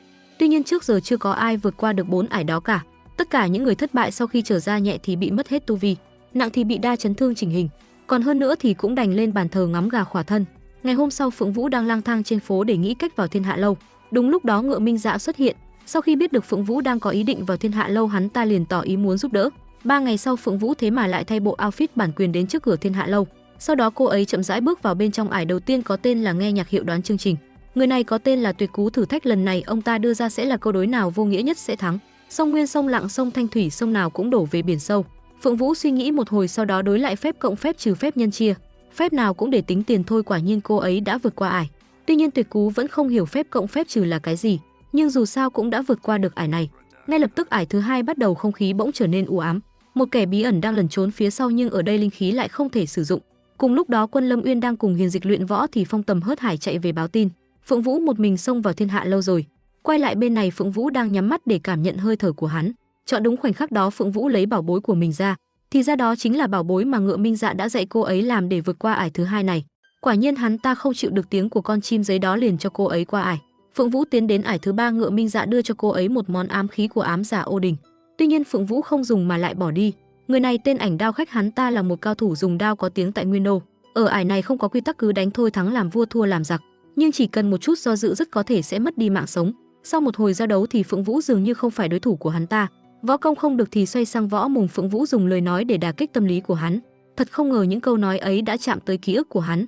Lợi dụng cơ hội ấy Phượng Vũ lao lên để tấn công nhưng đến cuối cùng cô ấy lại thu kiếm lại. Chính điều này đã khiến Ảnh Đao Khách thực sự khâm phục cô ấy. Đúng lúc đó một kẻ áo đen xuất hiện, ông ta tự nhận mình là trùm cuối ở đây. Vượt qua ông ta đồng thời cũng sẽ chiến thắng trò chơi này. Tuy nhiên ông ta có một lời đề nghị, nếu cô đồng ý dừng cuộc chơi và ký vào tấm séc này, ngay lập tức cô sẽ nhận được rất nhiều vàng bạc châu báu, ăn 3 đời sau cũng không hết. Thực ra mục đích của ông ta là muốn mua chuộc Phượng Vũ. Ông ta không muốn trò chơi của mình bị phá đảo, vì nếu có người vượt ải thì danh tiếng của Thiên Hạ Lâu cũng sẽ chấm dứt tại đây. Tuy nhiên Phượng Vũ tỏ ý không đồng ý với điều kiện này. Ngay lập tức ông ta lấy ra một trận pháp và nhốt cô ấy lại. Phượng Vũ cố chấp không chịu ký vào hợp đồng thỏa thuận này. Tên áo đen đang định ra tay thì bị Ảnh Đao Khách cản lại. Đúng lúc đó Quân Lâm Uyên cũng xuất hiện. Phía bên ngoài Hiền Dịch cùng Phong Tầm lúc này cũng đã đến đây. Tả Thanh Loan hóng hớt cũng đến xem tình hình thế nào. Một lát sau Ảnh Đao Khách đem chiến lợi phẩm đến giao cho hai người. Đây là bí kíp võ công nổi tiếng giang hồ, còn đây là thần dược chữa bách bệnh trong truyền thuyết. Một lát sau hai người cùng nhau ra ngoài. Sau đó Phượng Vũ đem thần dược tặng lại cho Triều Ca. Cùng lúc đó Ngựa Minh Dạ đến gặp Ma Tô để nhận nhiệm vụ mới. Sau đó hắn ta đột nhập vào Nghiêm phủ để tìm thứ gì đó, nhưng quá đen hắn ta đã bị Phương Lão Linh Tông phát hiện. Cũng may Ngựa Minh Dạ nhanh chân bỏ trốn, không thì ăn đủ. Quân Lâm Nguyên đưa mọi người quay về Phượng phủ. Sau đó anh ấy cùng Phượng Vũ ra ngoài giở trò yêu đương. Ngày hôm sau Triều Ca tỉnh lại trong một giao diện vô cùng mới. Triều Ca tung tăng vui vẻ ra ngoài để chào hỏi mọi người. Phía trong phòng Ngựa Minh Dạ bất ngờ xuất hiện khiến Phượng Vũ giật nửa mình. Lúc này Phượng Lưu đang dẫn người đi truy bắt thích khách. Mặc cho nha hoàn ngăn cản nhưng cô ta vẫn lao thẳng vào bên trong như nhà của mình, đúng là thân lửa ưa nặng. Phượng Vũ vừa vận khí một cái cô ta đã sợ hãi bỏ đi. Cô ta vừa rời đi thì Ngựa Minh Dạ xuất hiện. Hắn ta rảnh rỗi nên đến đây để tán tỉnh Phượng Vũ, nhưng Phượng Vũ từ đầu đến cuối chỉ coi hắn ta là bạn mà thôi. Cũng nhờ có Ngựa Minh Dạ chỉ điểm nên cô ấy mới may mắn vượt qua được Thiên Hạ Lâu. Phượng Vũ lấy ra cuốn bí kíp và đưa cho Ngựa Minh Dạ, tặng ngươi cái này xem như quà đa tạ nhé. Ngựa Minh Dạ tỏ ra vô cùng vui vẻ khi nhận món quà này. Thật trùng hợp hôm nay là sinh nhật hắn ta nữa chứ, nên niềm vui cứ phải gọi là nhân đôi. Ngựa Minh Dạ vừa rời đi thì Phượng Vũ liền bị Thái Phượng Biểu kéo vào trong linh giới. Thái Phượng Biểu cảm nhận thấy trên người của Ngựa Minh Dạ có chút tinh khí của tinh thần toái phiến, đó chính là tinh linh của đất trời. Năm xưa thời thế loạn lạc nó được chia làm 3 mảnh và lưu lạc khắp nhân gian. Bây giờ nếu có thể tìm được 3 mảnh đó sẽ có thể đánh thức được một Cửu Châu. Chính vì thế để tìm được mảnh thứ nhất chỉ cần đi theo Ngựa Minh Dạ sẽ có manh mối. Ngựa Minh Dạ quay về gặp Ma Tô để thông báo tình hình. Thì ra trong Nghiêm phủ có cất giữ một chiếc bình cổ, nên Ma Tô muốn đánh cắp nó để tặng cho một người có tên là Vương Hữu Đạo. Nghe nói ông ta là bậc kỳ tài trong thiên hạ, chuẩn bị về Nguyên Đô nhậm chức. Nếu có được sự giúp đỡ của ông ta sẽ rất thuận lợi trong việc lật đổ tộc Quân Vũ. Cùng lúc đó ba anh em sau khi điều tra cũng biết được người lần trước đột nhập vào Nghiêm phủ chính là Ngựa Minh Dạ. Thứ bọn chúng đang nhắm vào chính là chiếc bình cổ đó, cần phải theo dõi để xem hắn đang có âm mưu gì. Ngựa Minh Dạ đang đi dạo phố thì phát hiện có kẻ theo dõi hắn ta, nhanh trí đi vào một quán trọ. Phong Tầm đợi lâu quá vào trong xem thử thì đã bị mất dấu. Phượng Vũ cũng đang loay hoay đi tìm Ngựa Minh Dạ thì gặp được Phong Tầm. Thì ra mục đích của Ngựa Minh Dạ chính là lẻn vào Nghiêm phủ. Bên phía Nghiêm phủ mọi người đang cùng nhau đến để chúc mừng buổi lễ thôi nôi cho Nghiêm lão gia. Thanh Loan nhìn thấy giao diện mới của Triều Ca cũng tỏ ra vui vẻ chúc mừng cho cô ấy. Phía bên ngoài Ngựa Minh Dạ đang lấp ló thì Phượng Vũ xuất hiện. Tuy không biết mục đích Phượng Vũ đến đây làm gì nhưng Ngựa Minh Dạ vẫn vui vẻ hợp tác với cô ấy. Một lát sau trong phủ có cháy, quả nhiên là chiêu trò của Phượng Vũ. Sau đó hai người cùng nhau đột nhập vào thư phòng của Nghiêm lão gia. Cùng lúc đó Quân Lâm Uyên đến gặp Nghiêm lão gia để hỏi thăm về vụ trộm hôm trước. Đúng lúc đó tên gia đình chạy vào báo tin trong phủ có cháy. Quân Lâm Uyên vừa nghe xong liền hiểu ra mọi chuyện. Hai người đang bàn tính chia lợi nhuận thì nghe thấy tiếng của Quân Lâm Uyên. Ngay sau đó Quân Lâm Uyên cùng Nghiêm lão gia mở cửa đi vào. Quân Lâm Uyên vừa nhìn đã biết đây chỉ là một chiếc bình giả. Thực ra chiếc bình này chỉ là hàng để trưng bày, còn chiếc bình thật đang được giấu dưới mật thất. Nghiêm lão gia quay lại mở cửa mật thất thì phát hiện mật khẩu không đúng, chắc chắn vừa có người tác động vật lý vào đây. Ngay lập tức ông ta hạ lệnh cho người đóng cửa bắt trộm. Tuy nhiên Quân Lâm Uyên đưa ra một ý kiến, mọi người canh giữ ở đây, một mình ta xuống đó là đủ rồi. Sau đó Quân Lâm Uyên một mình xuống dưới để kiểm tra. Lúc này hai người ở bên dưới lại phát hiện ra một chiếc bình giống bên trên. Thái Phượng Điểu vừa nhìn thấy đã cảm nhận được tinh phần toái phiến ở trong đó. Đúng lúc đó Quân Lâm Uyên xuất hiện, không biết từ bao giờ mà ba người này lại có thể nói chuyện với nhau trong hòa bình như vậy. Sau đó hai người cùng nhau đánh trận giả để qua mắt Nghiêm lão gia. Thì ra Quân Lâm Uyên đã đoán ra chuyện Ngựa Minh Dạ muốn trộm bình cổ để tặng cho Phương Hữu Đạo. Quân Lâm Uyên tiện tay chạm vào chiếc bình đỏ, không ngờ lại có một cơ quan khác được mở ra. Hết cách Ngựa Minh Dạ đành phải theo đường đó mà trốn ra ngoài. Lúc này chỉ còn lại hai người. Quân Lâm Uyên quay sang hỏi Phượng Vũ: "Vì sao muội lại đến đây? Muội là đang cấu kết với ám giả Ô Đình hay bản thân cũng đang muốn có cái bình này?" Tuy nhiên Phượng Vũ có điều khó nói nên nhất thời chưa thể nói ra, vẫn là cứ ra khỏi đây trước rồi tính sau. Một lát sau Quân Lâm Uyên phá cửa ra ngoài cho đúng kịch bản. Người đã chạy mất nhưng may vẫn giữ được chiếc bình. Sau đó Quân Lâm Uyên quay trở lại đại điện như chưa có chuyện gì xảy ra. Sau khi biết được đứa con của Nghiêm lão gia vừa mới sinh ra nhưng không có linh lực, chuyện này đã khiến ông ấy suy nghĩ rất nhiều. Ngay lập tức Phượng Vũ nghĩ ra một cách, cô ấy cùng Quân Lâm Uyên vận khí đả thông kinh mạch cho đứa bé, quả nhiên cách này có hiệu quả. Chuyện này đồng thời đã cởi bỏ được nút thắt trong lòng của Nghiêm lão gia. Cùng lúc đó Ngựa Minh Dạ không hoàn thành nhiệm vụ nên đã bị Ma Tô thẳng tay trừng trị. Trong ám giả Ô Đình này không có chỗ cho tình cảm, một thứ duy nhất được phép tồn tại đó là sức mạnh. Quân Lâm Uyên đưa Phượng Vũ quay trở về phủ. Cũng nhờ chuyện vừa rồi mà Nghiêm lão gia đã đem tặng chiếc bình đó cho anh ấy. Tuy nhiên Quân Lâm Uyên có hai điều kiện, hôm nay là ngày sinh nhật của ta nên ta cũng muốn có quà. Thứ hai đó là nếu muội có thể thi vào học viện Quân Vũ, lúc đó ta sẽ đem nó tặng cho muội. Ngày hôm sau Phượng Vũ đến gặp Quân Lâm Uyên, sau đó cô ấy lấy ra một chiếc bánh và giới thiệu đây là bánh kem, mỗi lần sinh nhật đều phải ăn nó để được bình an. Quân Lâm Uyên tuy không hiểu chuyện gì nhưng cũng gật gù đồng ý. Thực ra Quân Lâm Uyên chưa bao giờ tổ chức sinh nhật vì nó là ngày đáng quên nhất trong cuộc đời của anh ấy. Năm xưa mẹ anh ấy vì sinh ra anh mà đã phải đánh đổi cả tính mạng của mình. Ngày anh sinh ra cũng đồng thời là ngày mẹ anh ấy mất đi. Chẳng lẽ bây giờ buổi sáng tổ chức đám giỗ xong buổi chiều tổ chức sinh nhật sao? Vậy hóa ra Thánh hậu bây giờ chỉ là mẹ kế của anh ấy mà thôi. Phía bên này Thánh hậu đang cùng Thanh Loan ăn cơm. Biết được tâm ý của Thanh Loan thích Quân Lâm Uyên từ lâu, chính vì thế Thánh hậu tỏ ý muốn đứng sau để hậu thuẫn cho cô ta. Thực ra bà ta đang muốn lôi kéo Thanh Loan về làm việc không công cho mình thì đúng hơn. Quay lại phía bên này, Quân Lâm Uyên và Phượng Vũ cũng chuẩn bị dùng bữa. Phượng Vũ lấy ra một cuốn sách và đưa cho anh ấy, đây là quà sinh nhật tặng cho huynh đó. Quân Lâm Uyên cầm lấy nhưng thấy chẳng có gì đặc biệt. Sau khi được Phượng Vũ chỉ cho anh ấy mới biết quả thật nó rất thú vị. Tuy nhiên vẫn là phải thi đỗ học viện nữa nhé cô nương. Cùng lúc đó Triều Ca cùng nha hoàn đang cùng nhau tính rủ Phượng Vũ đi ra ngoài cổng thành dạo chơi. Nghe nói ở đó có rất nhiều điều thú vị. Đúng lúc đó Hiền Dịch xuất hiện, vừa nhìn thấy trai đẹp mắt Triều Ca đã sáng lên. Hiền Dịch vừa nhìn đã nhận ra đây chính là Triều Ca. Đi qua các cô nương khác toàn mùi son phấn, chỉ có cô là khác. Trên người cô toàn mùi bún đậu mắm tôm mà thôi, không lẫn đi đâu được hết. Phía ngoài thành lúc này Thánh hậu cùng Thanh Loan đang trên đường ra ngoài cổng thành để chào đón Vương Hữu Đạo. Lúc này ba người cũng đang có mặt ở đây. Một lát sau Phượng Vũ cũng đến. Đúng lúc đó trên phố có một con ngựa mất lái, nó điên cuồng lao về phía người đi bộ. Bốn người hóng hớt cũng chạy ra xem. Lúc này có một ông chú đang leo thang giật mình ngã xuống. Phượng Vũ chân nhanh hơn não chạy ra để cứu đứa bé. Trong lúc nguy hiểm nhất lại được một vị cao nhân cứu giúp. Sau đó ông ấy ném ra một viên đá để khống chế con ngựa. Lúc này Thanh Loan cũng hóng hớt chạy đến hỏi thăm. Thì ra người này chính là Bất Lão Linh Tông Ngô Hữu Đạo.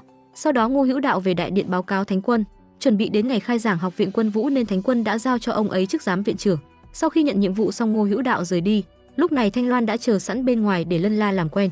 Cô ta muốn bái Ngô Hữu Đạo làm sư phụ, tuy nhiên sau khi biết cô ta là người của Bích Lạc cung, ngay lập tức ông ấy từ chối và quay mặt bỏ đi, chuẩn bị đến kỳ thi vào học viện Quân Vũ. Chính vì thế Quân Lâm Uyên đã chuẩn bị cho Phượng Vũ một món quà vô cùng bất ngờ. Ten, chỉ cần muội đọc hết chỗ sách này thì phần thi lý thuyết cứ phải gọi là quá đơn giản. Nói thì dễ chứ học đi mới biết. Người ta thì chăn ấm đệm êm còn mình vẫn phải ngồi đây học bài. Phượng Vũ ra ngoài hóng gió thì phát hiện Ngựa Minh Dạ đang ở đây. Vừa mới bị bố đánh mà vẫn chưa chừa vừa khỏe cái là đi tìm gái ngay. Trên đường đến đây ta có đi ngang một quán trà và nghe được một chuyện vô cùng thú vị. Phương Lão Linh Tông đang cùng Ngô Hữu Đạo cãi nhau ầm ĩ trên phố, già rồi mà không giữ cái nết. Ngoài ra ta còn biết được năm xưa hai người bọn họ và ba lão đầu còn là bằng hữu của nhau nữa đấy. Thật không ngờ ba lão đầu lại có xuất thân bí ẩn đến thế. Ngày hôm sau Phượng Vũ đến đấm bóp cho Ngô Hữu Đạo để lấy lòng ông ấy. Nghe nói Phượng Vũ là người quen của ba lão đầu nên ông ấy cũng tỏ ra vô cùng vui vẻ. Sau đó Phượng Vũ lại đến chỗ của Phương Lão Linh Tông để nói xấu Ngô Hữu Đạo. Phương Lão Linh Tông nghe xong tức giận chạy đi tìm Ngô Hữu Đạo. Đúng là già hóa trẻ con, hai người vừa gặp nhau đã bắt đầu cãi vã. Đỉnh điểm của trận xung đột là một cuộc đấu cờ trên không. Phượng Vũ nhân cơ hội này đứng phía sau học lỏm. Cô ấy là đang muốn biết cách hai người họ vận chân khí như thế nào. Ngày hôm sau Triều Ca mời Hiền Dịch đến vách núi dùng trà. Triều Ca cũng muốn cùng Phượng Vũ thi vào học viện nên muốn đến nhờ Hiền Dịch chỉ dạy thêm. Thực ra là lý do to hơn mục đích chính vẫn là được gặp trai đẹp. Ngay lập tức Hiền Dịch lấy ra cuốn sách và bắt Triều Ca ôn tập. Tối đến Thánh hậu cùng Thanh Loan chuẩn bị một bữa cơm để mời Ngô Hữu Đạo. Một lát sau tên thị vệ quay về báo tin Ngô Hữu Đạo bảo ăn tối rồi sớm thì chẳng mời. Thực ra bà ta là đang muốn lôi kéo Ngô Hữu Đạo về phe của mình, nhưng nếu đã dùng không được thì cũng đành hủy đi vậy. Bà ta sai tên thuộc hạ ra ngoài thuê đám sát thủ đi để đồ sát Ngô Hữu Đạo. Lúc này Ngô Hữu Đạo đang ngồi luyện yoga, bỗng một làn khói đen từ đâu bay vào, theo sau đó là đám sát thủ bịt mặt thì ra. Bọn chúng đã dùng mê hồn hương để áp chế linh lực của ông ấy. Ngô Hữu Đạo dùng chút linh lực cuối cùng để chống trả. Sau đó ông ấy nhảy qua cửa sổ để chạy trốn. Cùng lúc đó Quân Lâm Uyên đang cùng Hiền Dịch đi dạo phố, vô tình phát hiện đám sát thủ đang truy sát Ngô Hữu Đạo. Bọn chúng dùng ám khí của ám giả Ô Đình. Ngô Hữu Đạo đang tưởng mình sẽ toang ở đây, nào ngờ Quân Lâm Uyên và Hiền Dịch xuất hiện thật đúng lúc. Hai người kết hợp phá vòng vây, sau đó đưa Ngô Hữu Đạo chạy đi. Sau khi về phong phủ, Ngô Hữu Đạo được Quân Lâm Uyên vận khí ép chất độc ra ngoài. Cũng may đạo diễn sắp xếp kịp thời, nếu không hôm nay ông ấy đã toang thật rồi. Ông ấy dù đã biết kẻ muốn ám hại mình là ai nhưng lại nhất quyết không nói ra. Phượng Vũ cùng Triều Ca đến học viện Quân Vũ để báo danh. Mộc Dao cùng Thanh Loan lúc này cũng có mặt ở đây. Mộc Dao bản tính nhỏ nhen, vừa gặp đã cà khịa Phượng Vũ. Đã thế thì làm quả kèo cho nó có động lực. Nếu ta thắng cô phải gọi ta một tiếng papa, còn nếu ta thua cả đời này sẽ không bước chân vào Nguyên Đô nữa. Thanh Loan nghe xong vui mừng ra mặt. Bởi lẽ từ đó đến giờ Phượng Vũ vẫn luôn là cái gai trong mắt mà Thanh Loan không thể nhổ. Giờ thi đã đến, tất cả mọi người tập trung tại phòng thi để nhận đề. Ở phần thi lý thuyết này thời gian sẽ là 1 nén nhang. Tuy nhiên có một điều đặc biệt, những người đã đạt đến cấp bậc linh tu sẽ được miễn trong phần thi này. Và trong kỳ thi lần này có 3 người được miễn thi, đó là Quân Lâm Uyên, Ngựa Minh Dạ và Thanh Loan. Vừa quay đi quay lại đã hết thời gian, chuyển sang phần thi thứ hai, phần thi đối kháng. Ở phần thi này mọi người sẽ bắt cặp và đấu lại trực tiếp với nhau. Mỗi người sẽ được gắn một chiếc chuông vào eo, chuông của ai rơi xuống đất trước sẽ bị xử thua. Đúng là cái định mệnh, Phượng Vũ bắt được thẻ tên của Mộc Dao. Còn Triều Ca thì đấu với Hoàng Nhi của Bích Lạc Cung, hai người nhận chuông và bước lên sàn đấu. Lúc này Triều Ca mới lôi ra vũ khí bí mật của mình. Đó là một cây ná bắn chim do Phượng Vũ tự tay làm tặng cho cô ấy. Ná là vũ khí sát thương tầm xa nên kiếm của Hoàng Nhi rất khó để tiếp cận. Kết quả Triều Ca thắng tua nhanh mấy trận đấu thủ tục này anh em nhé. Chúng ta cùng đến với trận đấu được mong chờ nhất, Phượng Vũ đấu với Mộc Dao. Vì biết thanh đường minh kiếm trong tay Phượng Vũ rất lợi hại, nên Mộc Dao đã giở trò khiêu khích. Cuộc thi này là đọ sức về linh lực hay là chúng ta đấu tay bo cho máu nhỉ? Phượng Vũ nghe xong máu luôn, tuy nhiên phải khởi động cái đã. Phượng Vũ vừa mới hồi phục lại linh lực nên có chút yếu thế hơn Mộc Dao. Phượng Vũ hệ hỏa còn Mộc Dao hệ thủy, mà thủy lại khắc hỏa mới đau. Lần này e là lành ít dữ nhiều, bảo là giao đấu sơ sơ thôi, ai ngờ Mộc Dao lại ra tay nặng như thế. Phượng Vũ bị đánh tả tơi như con rơi nhưng vẫn quyết không chịu đầu hàng. Phượng Vũ bị Mộc Dao cho ăn hành cay quá ngất luôn tại chỗ. Triệu phu tử đang định công bố kết quả thì Phượng Vũ tỉnh lại. Thì ra mỗi lần Phượng Vũ gặp nguy hiểm thì linh lực của chân huyết Phượng Hoàng sẽ thức tỉnh. Cũng may Phương Hữu Đạo xuất hiện đúng lúc, nếu không Phượng Vũ đã tiễn Mộc Dao lên bảng đếm số rồi. Tuy nhiên ngay sau đó Phượng Vũ cũng ngất đi vì kiệt sức. 3 ngày sau Phượng Vũ tỉnh lại, Phượng Vũ vừa tỉnh lại vội chạy đến trường để xem điểm thi. Nha hoàn vừa nhìn đã thấy cái tên của Triều Ca. Tuy nhiên cái tên của Phượng Vũ thì sau 2 cái nửa tiếng mới tìm thấy. Phượng Vũ đứng top 1 từ dưới lên. Cùng lúc đó Hiền Dịch đang đi mua sách thì vô tình gặp Triều Ca. Triều Ca bản tính nhút nhát rủ Hiền Dịch ra ngoài để tâm sự. Triều Ca chủ động đưa ra đề nghị về mối quan hệ của hai người, cái gì mà trên tình bạn dưới tình yêu. Hiền Dịch tuy nghe không hiểu nhưng vẫn gật đầu đồng ý. Phía bên này tên thị vệ quay về bẩm báo cho Thánh hậu về kết quả cuộc thi. Phượng Vũ may mắn được Phương Hữu Đạo cứu khỏi phòng loại nên cũng đã chính thức được nhận vào học viện Quân Vũ. Rất nhanh đã đến ngày khai giảng thời cổ đại thế mà lại vô cùng đơn giản. Phương Hữu Đạo đứng ra đọc diễn văn khai mạc, sau đó đọc tiếp mấy cái nội quy. Cuối cùng là phát đồng phục cho các học viên. Khai giảng xong bắt đầu đến màn trả kèo đánh người ta lên bờ xuống ruộng, xong giờ lại bảo nói đùa. Đúng thật là lưỡi không xương muôn đường lắt léo. Tuy nhiên Phượng Vũ nhất quyết không chịu bỏ qua chuyện này. Đến cuối cùng Mộc Dao vẫn là phải gọi Phượng Vũ một tiếng papa. Cảm giác được trả thù cũng sảng khoái đấy chứ. Ngày hôm sau buổi học đầu tiên bắt đầu, ông thầy này tên Triệu Phu Tử, có 30 năm kinh nghiệm trong nghề gõ đầu trẻ. Trong lúc thầy giáo đang giảng bài thì Phượng Vũ say sưa chìm trong giấc ngủ. Đến khi tỉnh dậy thì mọi người đã đi ăn cơm hết rồi. Sau đó Quân Lâm Uyên kéo Phượng Vũ ra sau núi và tặng cho cô ấy chiếc bình cổ như đã hứa. Phượng Vũ nhận lấy chiếc bình và chạy đi. Phượng Vũ được Thái Phượng Điểu đưa vào linh giới. Sau khi đập vỡ chiếc bình thì một mảnh tinh thần tái phiến hiện ra. Trên đó có ghi 4 chữ Học viện Quân Vũ, tức có nghĩa là mảnh tiếp theo sẽ nằm ở Học viện Quân Vũ. Cùng lúc đó Hiền Dịch đang cùng Phong Tầm ăn trưa thì Triều Ca đến. Triều Ca lấy ra món bánh bao do tự tay mình làm, Phong Tầm ham ăn vội lấy lên và cắn một miếng. Nhìn cái biểu cảm này chắc nhà mới mua muối hả? Triều Ca thấy thế giật vội chiếc bánh trên tay Hiền Dịch, sau đó ngượng ngùng chạy đi. Giờ học buổi chiều bắt đầu, trong lúc thầy giáo đang giảng bài thì phát hiện cái thước kẻ của mình bị mất. Không hiểu vì một lý do nào đấy cái thước kẻ lại nằm ở chỗ Phượng Vũ. Buổi sáng đã ngủ gật trong lớp, buổi chiều lại quậy phá như này. Mộc Dao ngứa mồm đứng dậy khích bác liền bị Phượng Vũ đánh cho gãy bàn. Ngay lập tức Phượng Vũ bị thầy giáo đuổi ra ngoài chịu phạt. Nhiệm vụ của cô ấy là làm tan cục đá này để đun nước uống trà. Khi nào hoàn thành nhiệm vụ mới được vào học tiếp. Ngày hôm sau Triều Ca tiếp tục làm bánh đem đến cho Hiền Dịch ăn. Lần trước bị như thế rồi, không biết lần này ăn xong có đi luôn không. Hiền Dịch lấy một chiếc bánh và cắn liều một miếng. Phong Tầm đang định ăn thì bị Hiền Dịch ngăn lại. Phong Tầm hiểu ý nên đứng dậy kiếm cớ kéo Hiền Dịch rời đi. Cùng lúc đó Quân Lâm Uyên đến gặp Thánh Quân Thánh hậu. Vẫn chuyện cũ, Thánh hậu liên tục dùng những lời lẽ kích bác để gán ghép hôn sự cho anh ấy. Tuy nhiên Quân Lâm Uyên thẳng thắn từ chối, chuyện của ta không phiền mụ phải lo. Thánh Quân bản tính nhu nhược nghe thấy thế liền nổi giận, chịu thì chịu, không chịu thì phạt. Sau đó Quân Lâm Uyên được đưa đến Thông Thiên Đài để chịu phạt. Ở đây có 4 cái cột chống sét siêu to, chịu phạt ở đây thì auto sướng tê toàn thân luôn phía. Bên này thời gian học cũng đã kết thúc, Phượng Vũ vừa ra ngoài thì gặp Phương Hữu Đạo. Sau đó ông ấy đưa Phượng Vũ đến Tàng Thư Lâu. Phương Hữu Đạo lấy ra một chiếc chìa khóa và đưa cho Phượng Vũ. Đây là chìa khóa của Tàng Thư Lâu, sau này ngươi thích đến lúc nào thì đến. Dường như ông ấy biết Phượng Vũ đang muốn làm gì nên muốn ra tay giúp đỡ. Tuy nhiên việc này không được tiết lộ cho ai biết, kể cả Quân Lâm Uyên. Ngươi không phải là ngươi, hắn thì vẫn là hắn. Đừng vì chút tư tình nam nữ mà quên đi mục đích ban đầu. Nói xong ông ấy rời đi. Phượng Vũ ra ngoài khóa cửa thì phát hiện có kẻ đột nhập. Sau đó cô ấy đi vào bên trong để kiểm tra. Thì ra là Ngựa Minh Dạ. Tàng Thư Lâu là cấm địa của Học viện Quân Vũ. Nếu không được sự cho phép của giám viện trưởng không ai được vào trong đó. Tuy nhiên Phượng Vũ lại không thể giải thích được vì sao mình lại có mặt ở đó. Nếu đã thế thì cả hai chúng ta cùng giữ im lặng, cứ xem như hôm nay chưa hề có cuộc chia ly. Sau đó Ngựa Minh Dạ kéo Phượng Vũ rời đi. Vô tình cảnh này lại bị Quân Lâm Uyên bắt gặp. Ngày hôm sau lúc tan học, Phượng Vũ cố tình tránh mặt Quân Lâm Uyên. Những lời nói của Phương Hữu Đạo đã khiến cô ấy phải suy nghĩ rất nhiều. Cùng lúc đó Thánh hậu đến Học viện Quân Vũ để thăm các học sinh. Sắp đến ngày mừng thọ của Thánh hậu nên hôm nay bà ấy đã cố tình đến đây để chọn lựa một nữ tử. Sau đó cùng Quân Lâm Uyên biểu diễn múa kiếm trong ngày mừng thọ. Gọi là chọn vậy thôi chứ bà ta đã nhắm đến Thanh Loan từ lâu rồi. Đúng lúc đó Quân Lâm Uyên đưa ra một đề nghị mở một cuộc thách đấu tại Học viện Quân Vũ. Ai chiến thắng sẽ được chọn làm người múa kiếm trong buổi lễ mừng thọ Thái hậu. Tối đến Quân Lâm Uyên cùng Hiền Dịch ngồi tâm sự chuyện yêu đương. Quân Lâm Uyên hy vọng Phượng Vũ sẽ cùng mình múa kiếm biểu diễn trong ngày trọng đại ấy. Có như thế sau này việc tuyển phi sẽ không gặp quá nhiều khó khăn. Tuy nhiên mấy ngày hôm nay thái độ của Phượng Vũ đột nhiên thay đổi. Cô ấy luôn tránh né và đối xử với ta một cách xa lạ. Nếu nghĩ không ra vậy chi bằng hãy đi hỏi trực tiếp xem sao. Cùng lúc đó Triều Ca và Phượng Vũ cũng đang bàn về chuyện này. Triều Ca không hiểu vì lý do gì mà Phượng Vũ không tham gia cuộc tranh đấu lần này. Không phải quan hệ của hai người đang rất tốt sao? Vì bản thân mình mà đứng ra tranh đấu thì cũng đâu có gì là sai. Phía bên này Thanh Loan đang hút chất dịch màu đỏ từ trong chiếc vòng ra. Thì ra bấy lâu nay cô ta luôn giấu chân huyết phượng hoàng của Phượng Vũ ở trong đó. Ngày hôm sau Triều Ca vừa vào cửa lớp thì gặp Mộc Dao. Mộc Dao cố tình khiêu khích Triều Ca. Trong lúc cãi nhau hộp thức ăn của Triều Ca bị rơi xuống đất. Triều Ca điên tiết đấm đá vài cái cho bỏ tức, ai ngờ Mộc Dao thế mà lại ra tay nặng như vậy. Lúc Hiền Dịch và Thanh Loan chạy đến thì Triều Ca đã bị ngất đi rồi. Hiền Dịch tỏ ra vô cùng cay cú vì thái độ của Mộc Dao, nếu cô ấy có mệnh hệ gì thì cô cũng tập xác định đi. Nói xong Hiền Dịch bế cô ấy rời đi. Phượng Vũ đang học bài thì liên tục bị Ngựa Minh Dạ quấy rối. Đúng lúc đó Quân Lâm Uyên xuất hiện, Phong Tầm cũng hớt hải chạy đến báo tin. Bị cáo Mộc Dao sử dụng vũ lực để giao tiếp với bạn bè đã thế lại còn ra mùng cãi cố, thái độ không một chút ăn năn. Phương Hữu Đạo đứng ra tuyên án phạt Mộc Dao cấm túc hối lỗi 1 tuần. Sau đó Thanh Loan đứng ra xin lỗi cho đầy đủ trách nhiệm. Tuy nhiên Phượng Vũ không có ý bỏ qua chuyện này, cứ đánh người xong nói xin lỗi vậy thì ai chẳng làm được. Chính vì thế Phượng Vũ quyết định tham gia cuộc thi tuyển chọn đệ tử đại diện múa kiếm mừng tiệc Thánh hậu. Nói cách khác, Phượng Vũ muốn đấu trực tiếp với Thanh Loan.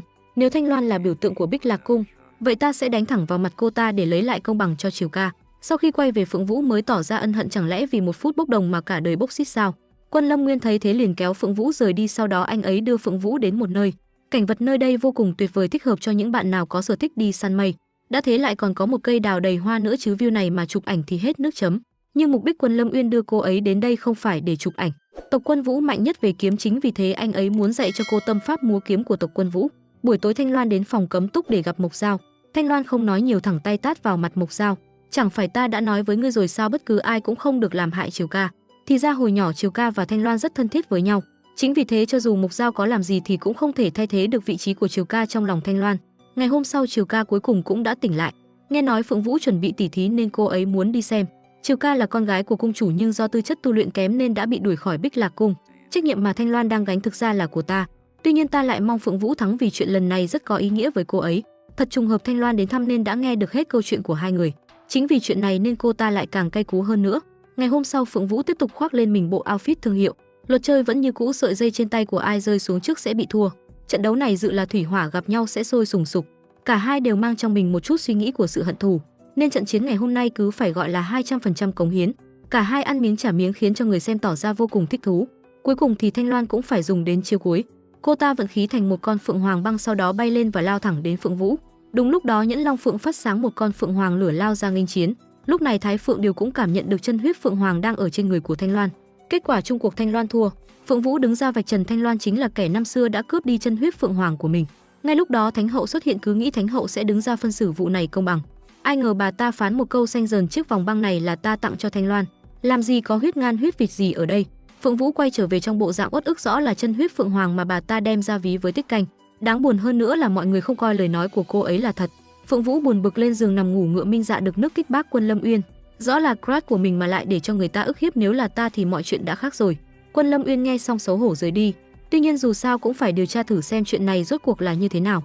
Cùng lúc đó Thanh Loan đến gặp Thánh hậu để nhận tội. Thánh hậu vậy mà lại tin lời của Phượng Vũ. Bà ta cầm lấy chiếc vòng và nhắc nhở Thanh Loan, tuy ngươi không thể sử dụng được chân huyết phượng hoàng này, nhưng nhất định không được để nó rơi vào tay Phượng Vũ, nếu không lúc đó ngươi chỉ có nước đi theo mà xách dép cho cô ta. Tối đến Phượng Vũ trèo lên địa điểm bí mật để ngắm trăng. Một lát sau Quân Lâm Uyên xuất hiện, cả hai liên tục giác thính, khiến cho mấy anh em pha chảy nước miếng. Ngày hôm sau buổi lễ mừng thọ cho Thánh hậu chính thức được tổ chức. Hiền Dịch và Triều Ca không biết từ bao giờ cũng đã dính lấy nhau như hình với bóng. Thánh hậu đặc biệt dẫn Thanh Loan theo bên mình để nâng cao giá trị bản thân cho cô ta. Tuy nhiên hàng fake thì cũng mãi chỉ là đồ lởm mà thôi. Màn biểu diễn được mong đợi nhất cuối cùng cũng bắt đầu. Cả hai cùng nhau nhảy múa trông chẳng khác nào đôi chim non đang vờn nhau trên cành cây. Bọn họ đúng là trời sinh một cặp, đúng là nồi nào úp vùng nấy. Buổi biểu diễn thành công tốt đẹp, hai người đi ra chào hỏi sau đó quay lại bên trong để thay đồ. Lúc này Thánh hậu ra hiệu cho Thanh Loan dâng quả, lấy cớ đó bà ta bắt đầu rỉ tai cho Thánh Quân. Nào là con ngoan trò giỏi cháu ngoan bác ... các bạn điền nốt nhé. Nếu kết hôn cùng Quân Lâm Uyên cứ phải gọi là trời sinh. Một cặp Thánh Quân ậm ừ đồng ý. Đang tính công bố hôn ước thì Quân Lâm Uyên xuất hiện. Trước bao nhiêu người Quân Lâm Uyên thẳng thắn bày tỏ tình cảm của mình. Người con yêu là Phượng Vũ chứ không phải Thanh Loan. Chính vì thế chuyện hôn sự của con mong hai người đừng có can dự vào. Thánh Quân nghe xong tức giận cầm sách ném vào mặt Quân Lâm Uyên. Sau đó ông ấy đi xuống nhặt lên để xem đây chẳng phải quà sinh nhật Phượng Vũ làm tặng cho Quân Lâm Uyên sao? Sau khi xem xong Thánh Quân liền thay đổi quyết định, Phượng Vũ chỉ cần ngươi tìm lại được chân huyết Phượng Hoàng ta sẽ cho ngươi lấy con trai ta làm chồng. Sau khi buổi lễ kết thúc Thánh hậu cho truyền Thanh Loan vào để tâm sự mỏng. Thánh hậu dùng lời lẽ để an ủi Thanh Loan chuyện lần này ta đã chuẩn bị rất kỹ càng cho ngươi. Kết quả như vậy cũng là đen thôi đỏ quên đi, chỉ cần ngươi đi theo ta không lo không có cơ hội. Ngày hôm sau tại học viện Quân Vũ, Phượng Vũ và Triều Ca đang cùng nhau đi học. Đột nhiên Phượng Vũ ôm bụng sau đó chạy đi. Thì ra là Thái Phượng Điểu gọi cô ấy vào trong linh giới. Nó cảm nhận được mảnh thứ hai của tinh thần toái phiến chuẩn bị xuất hiện. Cùng lúc đó Hiền Dịch đang lang thang thì bị Triều Ca gọi lại. Triều Ca đang định mở giỏ bánh ra thì bị Hiền Dịch ngăn lại. Sau đó Hiền Dịch xách giỏ bánh ngượng ngùng rời đi. Triều Ca vui vẻ chạy về gặp Phượng Vũ. Ngày mai là ngày lễ thất tịch, người nữ sẽ viết thư tình cho người nam để hẹn đi chơi hội đèn buổi tối. Triều Ca khuyên Phượng Vũ nên viết cho Quân Lâm Uyên một bức thư để hẹn hò. Cùng lúc đó Ngựa Lâm Dạ tâm trạng không vui ngồi uống rượu một mình dưới gốc cây. Mato nhẹ nhàng đi đến chia sẻ nỗi buồn cùng anh ấy, nhưng đã rất lâu rồi Ngựa Minh Dạ chưa gọi Mato là phụ thân, bởi lẽ trong ám giả Ô Đình chỉ có quyền lực là quan trọng nhất. Nếu một khi ngươi leo lên top thì thứ ngươi nhìn thấy sẽ là đỉnh đầu của họ chứ không phải là ánh mắt. Ngày hôm sau Phượng Vũ cùng Triều Ca mang thư đến lớp. Triều Ca đem thư kẹp vào trong quyển sách của Hiền Dịch, còn Phượng Vũ thì ngược lại. Sau khi thấy trên bàn của Quân Lâm Uyên có rất nhiều thư, cô ấy liền quyết định không gửi nữa. Hai người vừa đi ra thì Phong Tầm đi vào. Phong Tầm vậy mà lại gom sách của mấy huynh đệ lại để trả cho thư viện. Không ngờ Phong Tầm nhìn thấy bức thư lại tưởng Triều Ca viết cho mình. Phong Tầm liên tục khoe khoang khiến cho Hiền Dịch tỏ ra vô cùng cay cú. Đúng là đàn bà là loài khó hiểu nhất trên đời mà. Tối đến Triều Ca vui vẻ lên đồ đi chơi hội đèn để Phượng Vũ ở nhà một mình. Cùng lúc đó Thánh Quân đang học múa thì lăn đùng ra ngất. Quân Lâm Uyên đến gặp Phượng Vũ đang định đi vào thì Thanh Loan xuất hiện, Thánh Quân qua đời rồi. Quân Lâm Uyên nghe xong vội vã quay trở về cung điện. Sau khi kiểm tra xong Ninh viện trưởng cho biết Thánh Quân vì lao lực quá nên trở nên suy nhược, nghỉ ngơi vài ngày sẽ khỏi ngay thôi. Tuy nhiên sau khi ra bên ngoài ông ấy lại gặp riêng Quân Lâm Uyên để nói một chuyện. Sau khi kiểm tra xong Ninh viện trưởng phát hiện Thánh Quân là đang bị người khác hạ độc. Tuy nhiên loại độc này có nguồn gốc từ Tây vực, cần phải tra lại sách cổ thì mới biết đó là gì. Tuy nhiên trước khi Thánh Quân tỉnh lại ngươi cần phải ở bên cạnh ngài ấy để tránh bị kẻ khác thừa cơ ra tay hãm hại. Phía bên này Thánh hậu cho gọi một nha hoàn vào để hỏi tội. Thì ra cô ta chính là người mà Thánh hậu đã cài cắm bên cạnh của Thánh Quân. Số linh đan này cũng là Thánh hậu đã chuẩn bị cho Thánh Quân. Thánh Quân đã uống linh đan này được 3 năm, chỉ cần thêm 1 năm nữa ông ấy sẽ chết mà không rõ nguyên do. Tuy nhiên lần này Thánh Quân vì ham hố tu luyện nên đã dùng quá nhiều khiến cho độc tố phát tác mạnh. Nếu bây giờ có kẻ điều tra chắc chắn sẽ tìm ra nguyên do, chính vì thế bà ta đã ra tay hạ thủ cô nha hoàn. Sau đó một hiện trường giả được tạo ra, cô nha hoàn vì sợ tội mà tự kết liễu đời mình. Trước khi chết cô ta còn viết di thư để lại. Trong di thư cô ta có nhắc đến mình chịu sự sai khiến của một người khác bên trong học viện Quân Vũ. Thánh hậu lệnh cho Thanh Loan ở lại đây cùng Quân Lâm Uyên chăm sóc cho Thánh Quân, còn bà ta sẽ đi xử lý những chuyện còn lại. Ngay sau đó một cuộc triệu tập khẩn cấp được ban bố. Phương lão, Linh Tông và Triệu phu tử cũng đã có mặt, tuy nhiên Ninh viện trưởng lại không thấy đâu. Cùng lúc đó Phượng Vũ ở nhà chờ mãi mà không thấy Quân Lâm Uyên đến. Sau đó cô ấy xách mông đến tàng thư lâu để đọc sách. Phượng Vũ vừa bước vào đã phát hiện Ninh viện trưởng đang ở đây. Ông ấy đang trong tình trạng trên sự sống dưới cái chết. Đúng lúc đó bên ngoài có một đám quan binh đến. Bọn chúng đi vào bên trong nhìn thấy cảnh này ngay lập tức tên thị vệ đã hạ lệnh bắt giam Phượng Vũ. Phượng Vũ bị áp tải đến phòng giam đặc biệt và bị nhốt vào kết giới. Hoàng Nhi được gọi vào để làm nhân chứng. Cô ta nói 1 canh giờ trước nhìn thấy Phượng Vũ đi vào tàng thư lâu. Phía bên này Thanh Loan quay về bẩm báo tình hình cho Thánh hậu. 1 canh giờ trước người đến tàng thư lâu chính là cô ta. Tuy nhiên lúc Thanh Loan đến thì Ninh viện trưởng đã toang rồi. Vậy rốt cuộc ai là kẻ đã ra tay đổ sát Ninh viện trưởng? Sau đó Thanh Loan đến gặp Quân Lâm Uyên để thông báo Phượng Vũ bị ám sát Ninh viện trưởng nên đã bị bắt. Tuy nhiên dù cô ta có nói gì đi chăng nữa thì Quân Lâm Uyên cũng không tin đó là sự thật. Quân Lâm Uyên nóng lòng đi gặp Phượng Vũ thì bị tên thị vệ ngăn cản. Thánh hậu có chỉ người chỉ được phép ở trong 4 mét vuông này thôi, không được ra ngoài nếu chưa có lệnh. Thanh Loan tuy bị ghét bỏ nhưng vẫn mặt dày cố thủ ở lại. Phía bên này 3 người biết tin Phượng Vũ bị bắt tỏ ra vô cùng lo lắng. Tuy nhiên ngoài việc ngồi đây buôn dưa lê thì cũng chẳng còn cách nào khác. Phía bên ngoài Ngựa Minh Dạ đến tìm Phượng Vũ, vô tình nghe được 90% về câu chuyện này. Ngay sau đó Ngựa Minh Dạ xông vào cấm thất để cứu Phượng Vũ. Tuy nhiên nếu lúc này bỏ đi chẳng khác nào tự mình nhận tội. Phượng Vũ đưa cho Ngựa Minh Dạ sợi dây rút và nói: "Ngươi hãy đi tìm Quân Lâm Uyên để cùng nhau nghĩ cách cứu ta." Nghe xong Ngựa Minh Dạ lập tức rời đi. Sáng hôm sau Ngựa Minh Dạ bật chế độ sẵn sàng chiến đấu, một mình xông vào thánh điện tìm Quân Lâm Uyên. Quân Lâm Uyên vừa nhìn thấy sợi dây rút liền hiểu ra, đám thị vệ đang định bắt người thì Thánh Quân xuất hiện. Chưa thấy phim nào mà Thánh Quân lại vô dụng như phim này. Sau đó hai người ra ngoài nói chuyện riêng. Tuy là đối thủ của nhau nhưng vì cô ấy nên hai người cũng đành hợp tác hành động. Bên phía học viện Quân Vũ mọi người đang bị giam lỏng tập thể tại đây. Một lát sau tên thị vệ vào báo tin Ninh viện trưởng số đỏ nên đã được cứu sống. Ngay khi nghe được thông tin đó, tên sát thủ đã lập tức hành động. Quả nhiên đó là cái bẫy của Ngựa Minh Dạ, hai người cùng nhau hợp sức để bắt tên sát thủ. Tuy nhiên hắn ta rất mạnh, hắn ta còn biết sử dụng cả chiêu thức của ám giả Ô Đình và Bích Lạc Cung. Thật không ngờ người này chính là Phương Hữu Đạo, tên thị vệ vừa kéo quân đến liền bị ông ấy khống chế. Ông ấy chọn im lặng không trả lời, đưa Phượng Vũ đến Tàng Kinh lâu làm luật sư bảo chữa cho ta. Ngay sau đó mọi người tập trung trước cửa Tàng Kinh lâu. Quân Lâm Uyên nắm tay Phượng Vũ đi vào bên trong.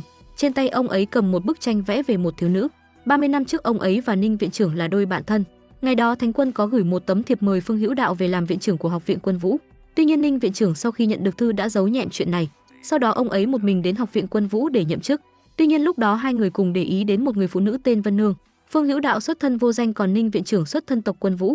Chính vì thế Ninh viện trưởng muốn dùng thân phận này để Vân Nương trở thành học viên nữ đầu tiên của Học viện Quân Vũ. Trong lúc nóng giận, Phương Hữu Đạo đã bỏ đi mà không một lời từ biệt. Một thời gian sau, ông ấy nghe tin Tàng Kinh lâu do Vân Nương cai quản bị cháy. Vân Nương cũng từ đó mà bốc hơi khỏi thế giới này. Chính vì thế mà Phương Hữu Đạo đã quyết tâm quay lại để trả thù. Không sai, Ninh viện trưởng chính là do ta giết. Chuyện Phượng Vũ là học trò của Mục Cửu Châu ông ấy cũng đã biết từ lâu. Nói xong ông ấy xoay nhẹ chiếc bình, hai người cứ thế mà rơi xuống một cơ quan bí mật. Sau đó ông ấy đi ra ngoài tuyên bố một câu xanh dần: hôm nay ta muốn tự tay hủy diệt Học viện Quân Vũ. Kẻ nào không liên quan thì lượn đi cho nước nó trong. Vẫn như mọi khi, chờ đám binh sĩ bị đánh tơi tả xong, Phương lão Linh Tông mới ra tay. Hai ông già này là bằng hữu với nhau. Thật không ngờ hôm nay lại phải đối đầu với nhau. Phía bên trong hai người đang cùng nhau tìm đường thoát ra. Đến bây giờ Quân Lâm Uyên mới biết Phượng Vũ chính là đồ đệ của Mục Cửu Châu. Tất cả mọi chuyện kỳ quái cô ấy làm trước đây cũng là để đánh thức Mục Cửu Châu. Bỗng Phượng Vũ phát hiện ra một cánh cửa khác. Hai người cứ thế mà đi vào bên trong không một chút do dự. Mật thất này dẫn đến một căn phòng khác ở sau núi. Nơi này trước đây có một người phụ nữ sinh sống. Rất có khả năng Vân Nương lúc trước đã từng sống ở đây. Sau một hồi tìm kiếm, cuối cùng Phượng Vũ tìm thấy một bức thư, quả nhiên là do Vân Nương để lại. Phía bên ngoài Phương Hữu Đạo lấy ra một viên rocket 3 giờ và nuốt xuống. Người sử dụng nó trong 3 canh giờ sẽ có sức mạnh tăng gấp 3 lần. Đổi lại sau khi thuốc hết tác dụng thì kinh mạch cũng sẽ bị đứt hết mà chết. Rất nhanh Phương Hữu Đạo đã trở thành một con quái vật thực thụ. Tất cả mọi người cùng nhau hợp sức chống đỡ nhưng cũng không ăn thua. Vì tác dụng của thuốc quá mạnh khiến cho Phương Hữu Đạo mất hết lý trí. Ngựa Minh Dạ loi choi sử dụng Lăng Ba Vi bộ vừa múa được mấy đường cơ bản đã bị ông ấy khống chế. Một lát sau Quân Lâm Uyên và Phượng Vũ cũng đến. Tuy nhiên lúc này sức mạnh của Phương Hữu Đạo đã trở nên mất kiểm soát. Hết cách, Phượng Vũ đành phải liều một phen để cứu tất cả mọi người. Quân Lâm Uyên vận khí tạo ra lá chắn để Phượng Vũ tiếp cận ông ấy. Sau khi nhìn thấy bức thư của Vân Nương, ngay lập tức Phương Hữu Đạo đã thức tỉnh. Tuy nhiên mọi chuyện bây giờ đã không thể cứu vãn được nữa rồi. Trước khi chết ông ấy nói nhỏ với Phượng Vũ một bí mật, sau đó thăng luôn. Đúng lúc đó ba lão đầu xuất hiện nhưng mọi chuyện đã quá muộn rồi, hãy để ông ấy ra đi được thanh thản. Sau đó Phượng Vũ kéo Quân Lâm Uyên ra ngoài. Lúc này cô ấy thẳng thắn thừa nhận tất cả mọi chuyện. Thực ra ta không phải là Phượng Vũ, ta là cô gái Đông Y Hà Nội đã xuyên không tới đây. Mục đích ta muốn đánh thức sư phụ tỉnh lại để ông ấy có thể đưa ta trở về nhà. Sau khi nghe xong, Quân Lâm Uyên tỏ ra vô cùng bình tĩnh. Thực ra ta đã cảm nhận được chuyện này từ lâu rồi, tuy nhiên ta không quan tâm mấy chuyện đó. Ta yêu con người của muội chứ không phải yêu cái tên Phượng Vũ. Cho dù cả thế giới này quay lưng lại với muội thì vẫn còn có ta ở đây. Hai người cứ thế mà ôm nhau trong sự ghen tị của Thanh Loan. Ngày hôm sau ba lão đầu đến kiểm tra bệnh tình cho Thánh Quân. Năm xưa ba lão đầu được mệnh danh là ba thần y, nhưng vì không chịu nổi cuộc sống tranh đua ở đây nên ông ấy đã rời về biên cảnh ở ẩn. Phía bên này Thanh Loan đến kể cho Triều Ca nghe về những chuyện mình vừa nghe được. Phượng Vũ không phải là Phượng Vũ. Triều Ca nghe xong chẳng hiểu chuyện gì. Ngược lại cô ấy còn nghĩ Thanh Loan đang cố bịa ra chuyện để chia rẽ tình cảm của hai người. Sau đó Triều Ca tức giận rời đi. Sau khi chết, Phương Hữu Đạo được chôn cùng Ninh viện trưởng và Vân Nương. Phải chăng đây là sự tích đồi thông ba mộ trong truyền thuyết? Sau khi nói lời từ biệt cuối cùng với mấy lão bằng hữu già, ba lão đầu quay sang từ biệt Phượng Vũ. Lời hứa lúc trước của ta với ngươi coi như đã hoàn thành, ta quay về biên cảnh đây. Khi nào rảnh ngươi nhớ về biên cảnh nấu chè đỗ đen cho ta ăn nhé. Sau khi từ biệt ba lão đầu, Phượng Vũ một mình đến Tàng Kinh lâu. Quả nhiên cô ấy đã tìm thấy mảnh tinh thần toái phiến mà Phương Hữu Đạo để lại. Cùng lúc đó Thanh Loan đến gặp Thánh hậu để nói về chuyện của Phượng Vũ. Thánh hậu nghe xong ra vẻ vô cùng lo lắng. Nếu đã như thế, ngươi cần phải có thêm sức mạnh mới có thể đối đầu được với cô ta. Và sự lựa chọn tối ưu nhất chính là Ma Tô. Đến cuối cùng Thanh Loan vẫn không vượt qua được sự thù hận của bản thân. Cô ta quyết định tiếp nhận sức mạnh hắc ám mà Ma Tô ban tặng. Sau khi tìm được mảnh tinh thần toái phiến thứ hai, Phượng Vũ liền đưa nó vào trong linh giới giao cho Thái Phượng Điểu. Ngay lập tức những đóa hoa mơ rừng đã nở rộ. Điều này báo hiệu linh hồn của Mộc Cửu Châu đang dần thức tỉnh, chỉ cần tìm ra một mảnh nữa là ok. Tối đến Thanh Loan quay lại gặp Thánh hậu. Lúc này Thánh hậu mới kể cho Thanh Loan nghe một chuyện. Năm xưa tại đại lục Càn Nguyên này, yêu thú hoành hành quấy nhiễu muôn dân bách tính. Lúc đó Mộc Cửu Châu xuất hiện dẫn dắt tứ đại môn phái đi trừ yêu. Sau khi tiêu diệt hết yêu thú, Mộc Cửu Châu giao lại quyền cai trị đại lục Càn Nguyên cho tộc Quân Vũ. Sau đó ông ấy phi thăng thành tiên. Tuy nhiên trong quá trình phi thăng đã bị gián đoạn nên thân xác bị tan thành mây khói. Và người gây ra chuyện đó không ai khác chính là Thánh Quân bây giờ. Chính vì chuyện này mà Thánh hậu đã âm thầm vụng trộm với ám giả Ô Đình, mục đích để lật tẩy bộ mặt giả dối của tộc Quân Vũ bao nhiêu năm nay. Nghe xong Thanh Loan tỏ ra có đôi chút hoài nghi. Tuy nhiên vì để tiêu diệt được Phượng Vũ nên Thanh Loan cũng chẳng bận tâm đến chuyện này.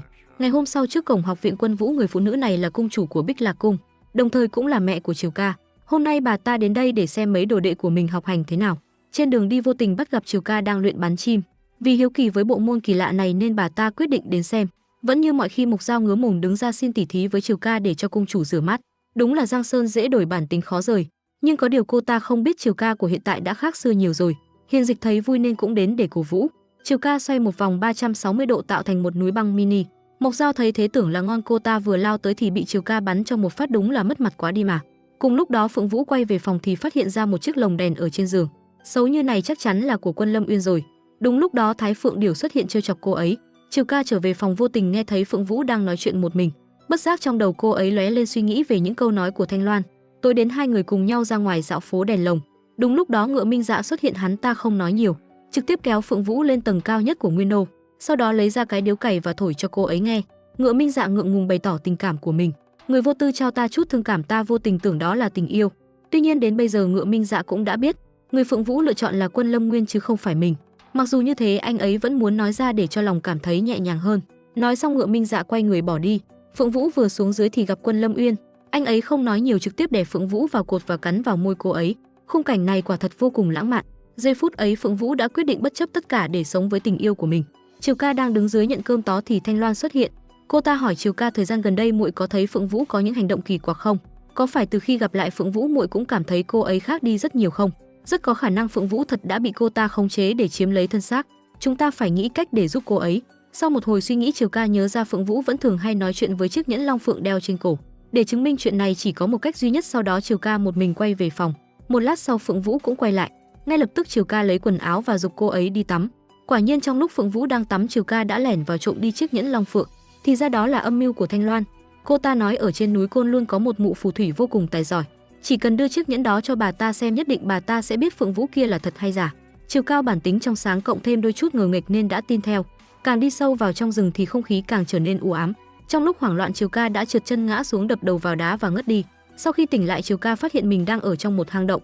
Một lát sau con yêu thú cấp cao cuối cùng cũng xuất hiện, chuyến này Triều Ca lành ít dữ nhiều rồi. Cùng lúc đó Thanh Loan quay về báo tin cho Thánh hậu. Thực ra trên núi Cô Luân không hề có bà phù thủy nào cả. Mặt khác đó là một con yêu thú cấp cao đang cai trị ngọn núi đó.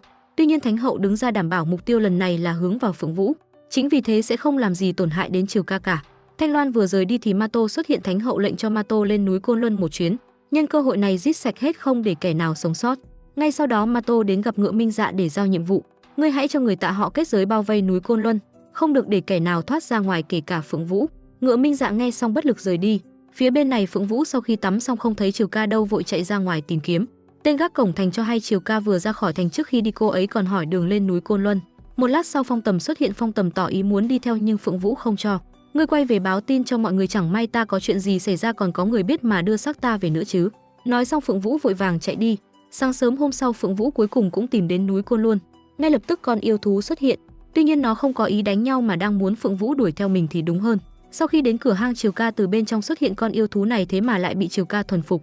Không những thế Triều Ca còn hiểu được tiếng của nó. Nó chính là Bạch Lang Tinh đã tu luyện được ngàn năm. Bỗng cơ thể nó thay đổi trở thành một cô gái xinh đẹp lạ thường. Yêu quái như này bảo sao các ông chồng thường xuyên trốn vợ để đi. Sau khi biết nó đang bị thương, Phượng Vũ liền ngỏ ý muốn giúp đỡ. Lúc này Triều Ca mới đem nhẫn long phượng trả cho cô ấy. Lang yêu vừa nhìn thấy chiếc nhẫn liền tỏ ra vô cùng hoảng sợ. Nó vừa nhìn đã biết chiếc nhẫn này là của Mục Cửu Châu. Đến bây giờ Triều Ca mới biết Phượng Vũ chính là đồ đệ của Mục Cửu Châu. Cô ấy tỏ ra ân hận vì những hoài nghi của mình trước đó. Quay sang chuyện của Lang yêu, nhiều năm về trước nó là một con lang tinh tu luyện thành người. Sau khi xuống núi làm giúp việc đã đem lòng yêu một vị công tử con nhà đại gia, anh ta cũng có tình cảm với cô ấy. Hai người cùng nhau trải qua những giây phút vô cùng ngọt ngào và hạnh phúc. Tuy nhiên sau khi thầy mẹ anh ta biết chuyện đã ra sức ngăn cản. Chàng trai bất lực hẹn cô gái 3 ngày sau tại núi Côn Luân không gặp không về. Lang yêu quay về núi chờ đợi nhưng qua 3 ngày vẫn chưa thấy đâu. Sau đó là 3 tháng vẫn không có kết quả, cô ấy đánh liều xuống núi để tìm chàng trai. Thật không ngờ chàng trai bị giam cầm 3 tháng qua đã uống thuốc sâu lên bàn thờ ngắm gà hỏa thân. Chứng kiến cảnh này Lang yêu máu dồn lên não, cô ấy điên tiết giết hết đám người trong nhà cho bỏ ghét. Sau đó cô ấy bị Mục Cửu Châu bắt lại, nhưng khi biết cô ấy đang mang thai, Mục Cửu Châu đã không giết cô ấy, chỉ phong ấn một nửa sức mạnh để có thể sinh con và bảo vệ cho chúng. Nghe xong câu chuyện Phượng Vũ cảm động quá nên quyết định ra ngoài hái thuốc để chữa trị cho Lang yêu. Phượng Vũ vừa rời đi thì Ma Tô xuất hiện, ngay lập tức hai người bị đánh thuốc mê. Trước khi ngất đi Lang yêu không biết nhìn kiểu gì mà lại nhìn ra người trước mặt mình là Phượng Vũ. Cùng lúc đó ba anh em lên núi tìm Phượng Vũ, vô tình phát hiện Ngựa Minh Dạ cùng đám thuộc hạ đang tạo kết giới để phong ấn ngọn núi này. Quân Lâm Nguyên lệnh cho hai ông em đi trước còn mình ra để đối phó. Ngựa Minh Dạ biết trong hoàn cảnh như này cho dù có giải thích như nào cũng không được. Nếu có trách chỉ trách hắn ta sinh ra đã là người của ám giả Ô Đình mà thôi. Nếu đã không giải quyết được bằng lời nói vậy thì chiến thôi. Cùng lúc đó Phượng Vũ quay về thì phát hiện Triều Ca và Lang Yêu đang nằm bất tỉnh nhân sự. Hai con lang con thì đã thăng từ lâu rồi. Một lát sau Lang Yêu tỉnh lại, nó tỏ ra vô cùng đau đớn, sau đó quay sang nhìn Phượng Vũ với vẻ mặt căm thù. Cơn điên của nó bộc phát, nó đang chuẩn bị ra tay thì Phong Tầm cùng Hiền Dịch xuất hiện. Hai người dùng kết giới để trói nó lại, sau đó kéo hai cô gái vội vã rời đi. Cùng lúc đó Thánh hậu dẫn lính vào gặp Thánh Quân. Lúc này bà ta thẳng thắn thừa nhận về âm mưu của mình, chính ta là người đã ra tay hạ độc ông đó. Ta thấy ông làm Thánh Quân hơi lâu rồi thì phải. Thánh Quân nghe xong tỏ ra vô cùng tức giận. Ông ấy đang định ra tay với Thánh hậu thì Ma Tô xuất hiện. Đến cuối cùng thì Thánh Quân cũng chẳng có cái vẹo gì cả, ngay lập tức ông ta bị bắt lại. Sau bao nhiêu mưu hành kế bẩn, cuối cùng Thánh hậu cũng được ngồi vào cái ghế đó. Quay lại phía bên này, Quân Lâm Uyên cùng Ngựa Minh Dạ giao đấu với nhau ngang tài ngang sức. Một lát sau đám người của Phượng Vũ cuối cùng cũng đã thoát ra ngoài. Lang Yêu đuổi theo không để ý nên đã bị rơi vào kết giới, một khi kết giới nổ tung nó sẽ toang. Trong giây phút quyết định, Phượng Vũ đã liều mình chạy vào trong kết giới để cứu nó. Tuy nhiên kết giới đã hoàn thành, không có cách nào để dừng lại cả. Hậu quả của hành động chân nhanh hơn não chính là đây. Lang Yêu thế mà không chết, nó vừa tỉnh lại đã nhanh chân chạy trốn. Đúng lúc đó Thanh Loan xuất hiện, cô ta lấy cớ Quân Lâm Uyên cấu kết với yêu thú làm loạn. Cũng may có ám giả Ô Đình dùng kết giới để ngăn cản. Thánh Quân đã trực tiếp hạ lệnh bắt tất cả về trị tội. Nói xong Thanh Loan đi đến giật lấy chiếc nhẫn long phượng trên cổ Phượng Vũ. Đây là tang chứng của vụ án, ta cần giữ lại để điều tra. Số phận của Lang Yêu cũng chẳng khá khẩm hơn là mấy, nó bị Thanh Loan cùng đám thị vệ vây bắt. Tuy nhiên cô ta không có ý định giết nó. Cô ta đưa Lang Yêu nhốt tại một căn nhà gỗ nằm sâu trong rừng. Dù sao cũng là yêu thú cấp cao, giữ lại để luyện công cũng không tệ. Cho ngươi biết một chuyện, con của ngươi là do bọn ta giết đó. Lang Yêu nghe xong tỏ ra vô cùng tức giận. Triều Ca vừa tỉnh lại vội đi tìm Thanh Loan. Đến bây giờ Triều Ca mới nhận ra Thanh Loan là vì đố kỵ với Phượng Vũ nên đã cố tình làm ra những chuyện này. Quả thật là biết người biết mặt không biết lòng. Nếu đã không thể làm tỉ muội tốt vậy cũng chẳng sao. Vậy muội hãy vào trong đó mà ăn cơm tù với bọn chúng nhé. Sau đó Triều Ca bị nhốt vào cùng một phòng với ba anh em. Tù cổ đại cũng sướng nhỉ, nam nữ nhốt chung cũng đỡ buồn. Một lát sau tên thị vệ đến truyền lệnh của Thánh hậu mời Quân Lâm Uyên đến dùng bữa tối. Lúc này cũng chẳng còn gì phải giấu giếm nữa rồi. Thánh hậu thẳng thắn bày tỏ quan điểm của mình, ta muốn lật đổ Thánh Quân. Tuy nhiên ta muốn con ngồi vào chiếc ghế đó. Lão ta là một kẻ nhu nhược, chỉ biết ăn sẵn bao nhiêu năm như thế là quá đủ rồi. Sau đó bà ta kể cho Quân Lâm Uyên nghe một chuyện. Năm xưa bà ta vì đem lòng yêu Mục Cửu Châu mà sinh ra thù hận. Bà ta bày tỏ tình cảm của mình nhưng đã bị Mục Cửu Châu từ chối. Trong lòng Mục Cửu Châu chỉ có một mục đích duy nhất là phi thăng thành tiên. Tuy nhiên những thứ ta không có được thì ta sẽ tự tay hủy đi. Chính ta là người đã ngăn cản Mục Cửu Châu phi thăng, khiến ông ta tan thành mây khói. Quân Lâm Uyên nghe xong tức giận rút kiếm ra, chưa kịp ra tay thì đám thị vệ xông vào. Mọi chuyện lại đúng theo ý của bà ta. Quân Lâm Uyên âm mưu ám sát mẹ kế không thành nên đã bỏ trốn, hạ lệnh truy nã toàn quốc, kẻ nào nhìn thấy có thể giết không tha. Cùng lúc đó Thanh Loan quay về phát hiện Lang Yêu đã dùng sức kéo đứt cánh tay để bỏ trốn. Ở một diễn biến khác, Phượng Vũ đang bị đưa ra hành hình tại trạm Thiên Lôi. Chứng kiến cảnh người con gái mình yêu bị hành hạ khiến cho Ngựa Minh Dạ vô cùng đau xót. Sau một hồi suy nghĩ, anh ấy quay lại gọi một tiếng phụ thân.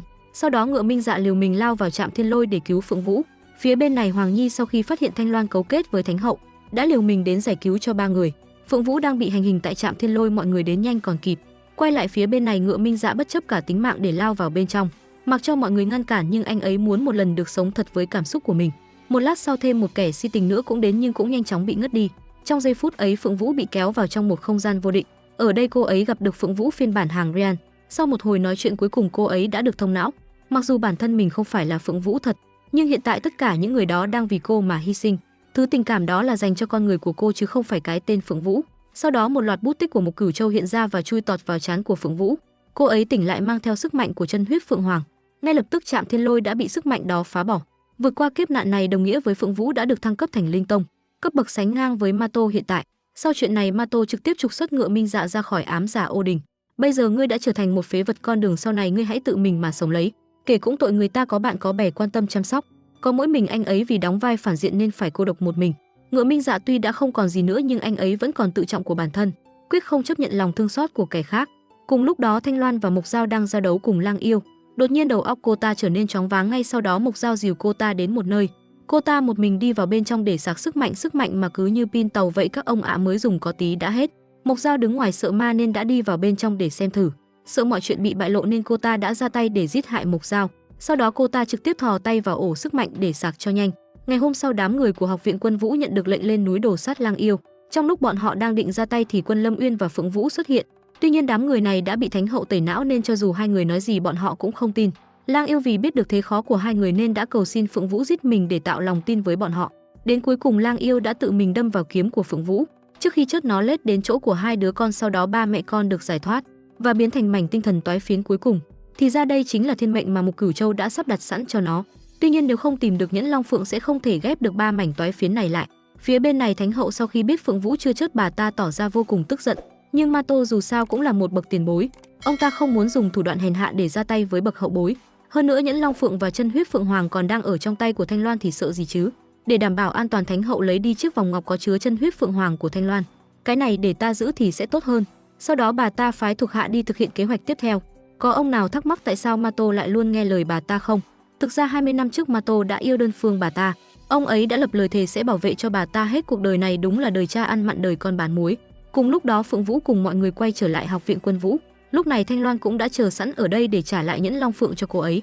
Tuy nhiên cô ta cũng có bất ngờ cho Phượng Vũ. Mama cùng nha hoàn của Phượng Vũ đang bị cô ta khống chế. Tuy nhiên trước mặt mọi người Phượng phu nhân lại không hề phủ nhận thân phận của con gái mình. Điều này giống như một cái tát vào giữa mặt của cô ta, quyết không chịu thua. Thanh Loan lấy ra bảo bối ảo ảnh gương, sau đó ném Nhẫn Long Phượng vào trong. Ngay lập tức Phượng Vũ lao vào bên trong để tìm kiếm. Đúng lúc đó Quân Lâm Uyên cùng mọi người cũng đến. Tuy nhiên không có cách nào để cứu Phượng Vũ ra khỏi đó. Dẫu biết vào trong đó sẽ không có cách nào để thoát ra ngoài, nhưng Quân Lâm Uyên vẫn quyết định chui vào để tìm kiếm crush của mình. Thanh Loan được Thánh hậu truyền thụ tâm pháp không ăn được thì đạp đổ. Chính vì thế cô ta cũng chui vào trong để phá đám. Tất cả những người rơi vào trong đó sẽ gặp phải những ảo ảnh và cám dỗ của riêng mình. Họ sẽ tìm thấy tất cả những nội tâm mình hằng mong ước ở trong đó. Bí mật về 3 năm trước của Thanh Loan cũng được phơi bày tại đây. Thanh Loan một lần nữa xuất hiện để đột sát Phượng Vũ. Trong lúc nguy hiểm nhất, Quân Lâm Uyên đã lao ra để đỡ nhát kiếm đó cho Phượng Vũ. Cũng nhờ Quân Lâm Uyên đỡ nhát kiếm đó mà mọi người mới có thể thoát khỏi gương ảo ảnh. Đến cuối cùng kẻ thua cuộc vẫn là Thanh Loan, đúng là luật hoa quả không chừa một ai. Thanh Loan nói lời từ biệt sau cuối với Triều Ca, sau đó thăng luôn. Ngay lúc đó gương ảo ảnh vỡ ra và một cửu châu xuất hiện. Thì ra 3 mảnh tinh thần toái phiến đã được hợp thành ở chính bên trong chiếc gương đó. Điều này đã hoàn toàn đánh thức linh hồn và thể xác của một cửu châu. Thông tin ngay lập tức được truyền tới Thánh hậu, bà ta tỏ ra có đôi chút lo nhưng không sợ. Kế hoạch tạm thời dừng lại chờ xem hắn ta có động tĩnh gì không rồi tính tiếp. Quay lại phía bên này, một cửu châu tuy đã được thức tỉnh nhưng vẫn còn rất yếu, cần có thời gian chăm sóc để phục hồi linh lực. Đến lúc này Phượng Vũ cũng thẳng thắn nói ra bí mật của mình. Thực ra ta không phải Phượng Vũ. Triều Ca nghe xong tỏ ra vô cùng tức giận. Thì ra từ trước đến nay cô luôn lừa ta sao? Nói xong Triều Ca quay người bỏ đi. Tuy nhiên cô nha hoàn thì lại nghĩ khác. 3 năm nay hai người cùng nhau lăn lộn ngoài đường kiếm sống. Đó là người thật việc thật chứ không đơn thuần chỉ là một cái tên Phượng Vũ.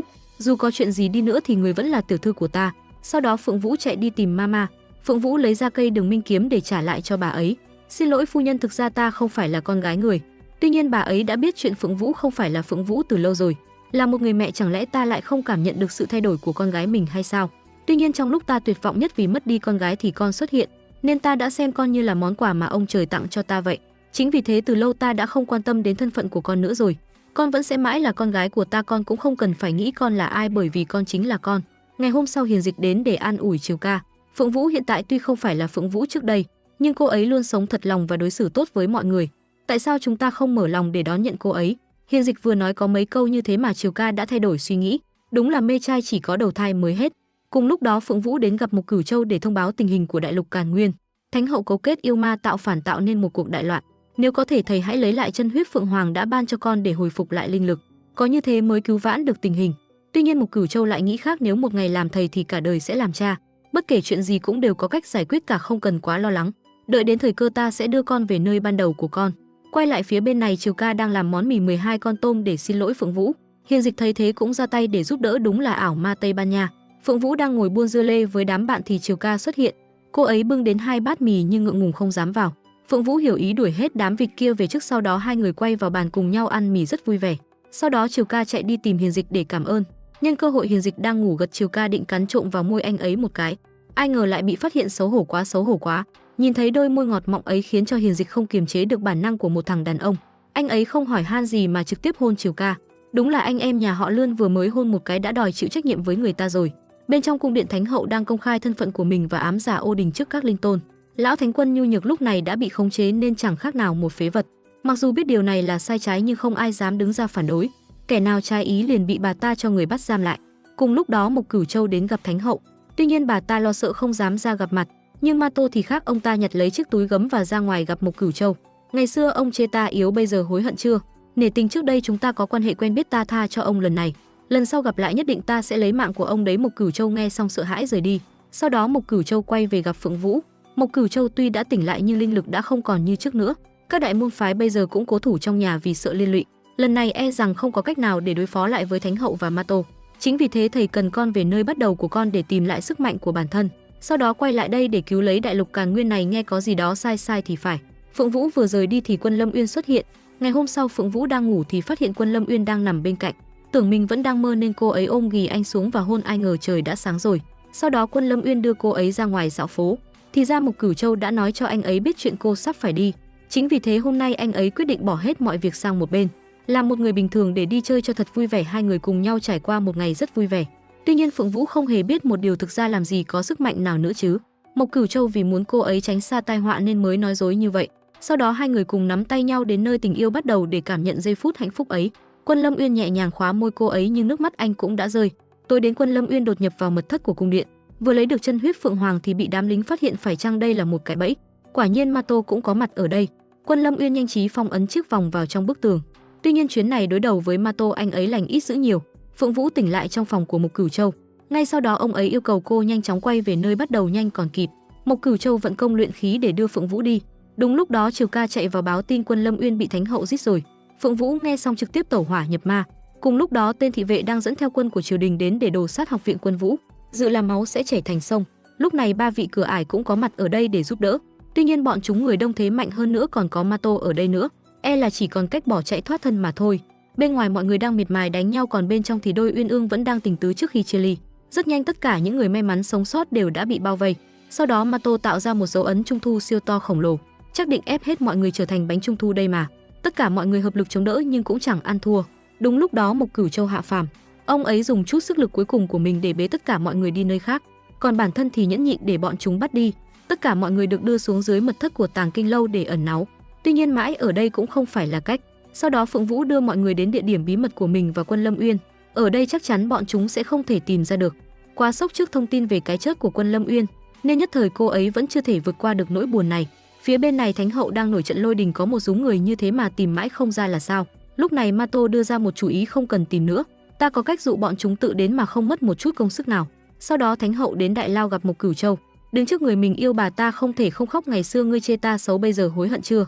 3 ngày sau ta sẽ cho xử tử công khai ngươi tại trạm Thiên Lôi. Đến lúc đấy xem ngươi có chịu cầu xin ta không. Nói xong bà ta quay người rời đi. Phượng Vũ cứ thế dầu dĩ hết ngày này qua ngày khác. Triều Ca thấy thế nhẹ nhàng đi đến để an ủi. Nếu cứ thế này thì bao giờ mới hết phim. Bà nội Phượng Vũ nghe xong liền thức tỉnh. Bên phía Nguyên Đô thông tin tử hình của Mộc Cửu Châu đã được thông cáo thiên hạ. Lúc này Ngựa Minh Dạ cũng đã xuất hiện. Phượng Vũ thay bộ outfit mới, tinh thần tươi tỉnh phấn chấn đứng lên để thuyết phục mọi người.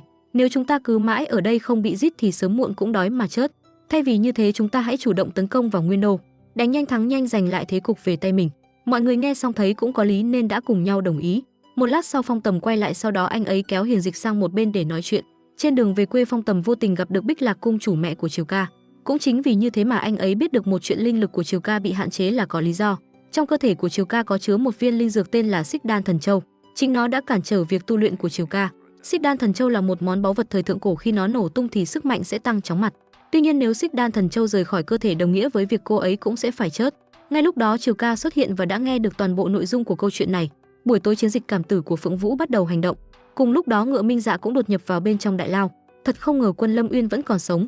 Quân Lâm Uyên bây giờ sức cùng lực kiệt, chỉ còn cách nhờ Ngựa Minh Dạ đi lấy chân huyết Phượng Hoàng giao lại cho Phượng Vũ. Có như thế may ra mới xoay chuyển được tình thế. Ngựa Minh Dạ phong ấn Quân Lâm Uyên vào trong bức tường, sau đó rời đi để lấy chân huyết Phượng Hoàng, nhưng vừa quay đầu lại đã gặp Ma Tô ở đây. Ông ta định ra tay với con trai mình nhưng lại không nỡ. Dù sao anh ấy cũng là đứa con duy nhất của ông ta. Phía bên ngoài cuộc chiến nổ ra vô cùng căng và thẳng. Phượng Vũ một mình đi vào bên trong cung điện để gặp Thánh hậu. Ngay lúc đó Ma Tô cũng theo vào bên trong, lần này thì chạy đâu cho hết nắng hả cô nương. Phượng Vũ hung hăng lao vào chém tới tấp nhưng tỷ lệ trượt lên đến 100%. Ma Tô nhẹ nhàng phẩy tay một cái đã khiến cô ấy bị hạ gục. Phía bên ngoài Hiền Dịch cùng Triều Ca giải quyết một hồi cũng xong đám lính tép diêu. Sau đó hai người cùng Phong Tầm xông vào bên trong để hỗ trợ cho Phượng Vũ. Ngựa Minh Dạ đem chân huyết Phượng Hoàng đến cho Phượng Vũ. Tuy nhiên mất khoảng 1 phút 30 giây để hấp thụ nó. Lúc này ba người đứng ra hợp sức tạo thành lá chắn để cho Phượng Vũ hấp tiết. Bên phía đại lao Quân Lâm Uyên thoát ra ngoài, sau đó chạy đến tìm Mộc Cửu Châu. Tuy nhiên ông ấy không rời đi mà chọn cách truyền hết lại linh lực cho Quân Lâm Uyên. Quay lại trận đấu vì sức mạnh của Ma Tô quá lớn nên ba người sắp không chống đỡ nổi nữa rồi. Lúc này Triều Ca quay sang nhìn mọi người lần cuối, sau đó tự quyết. Cô ấy vận khí để lấy viên Xích Đan Thần Châu ra, một vụ nổ sức mạnh vô cùng lớn xảy ra. Ngay sau đó là hiệu ứng bay lên của Triều Ca. Hiền Dịch thấy vui vui nên cũng nắm tay Triều Ca mà bay đi. Một tình yêu đẹp cứ thế mà tan thành mây khói.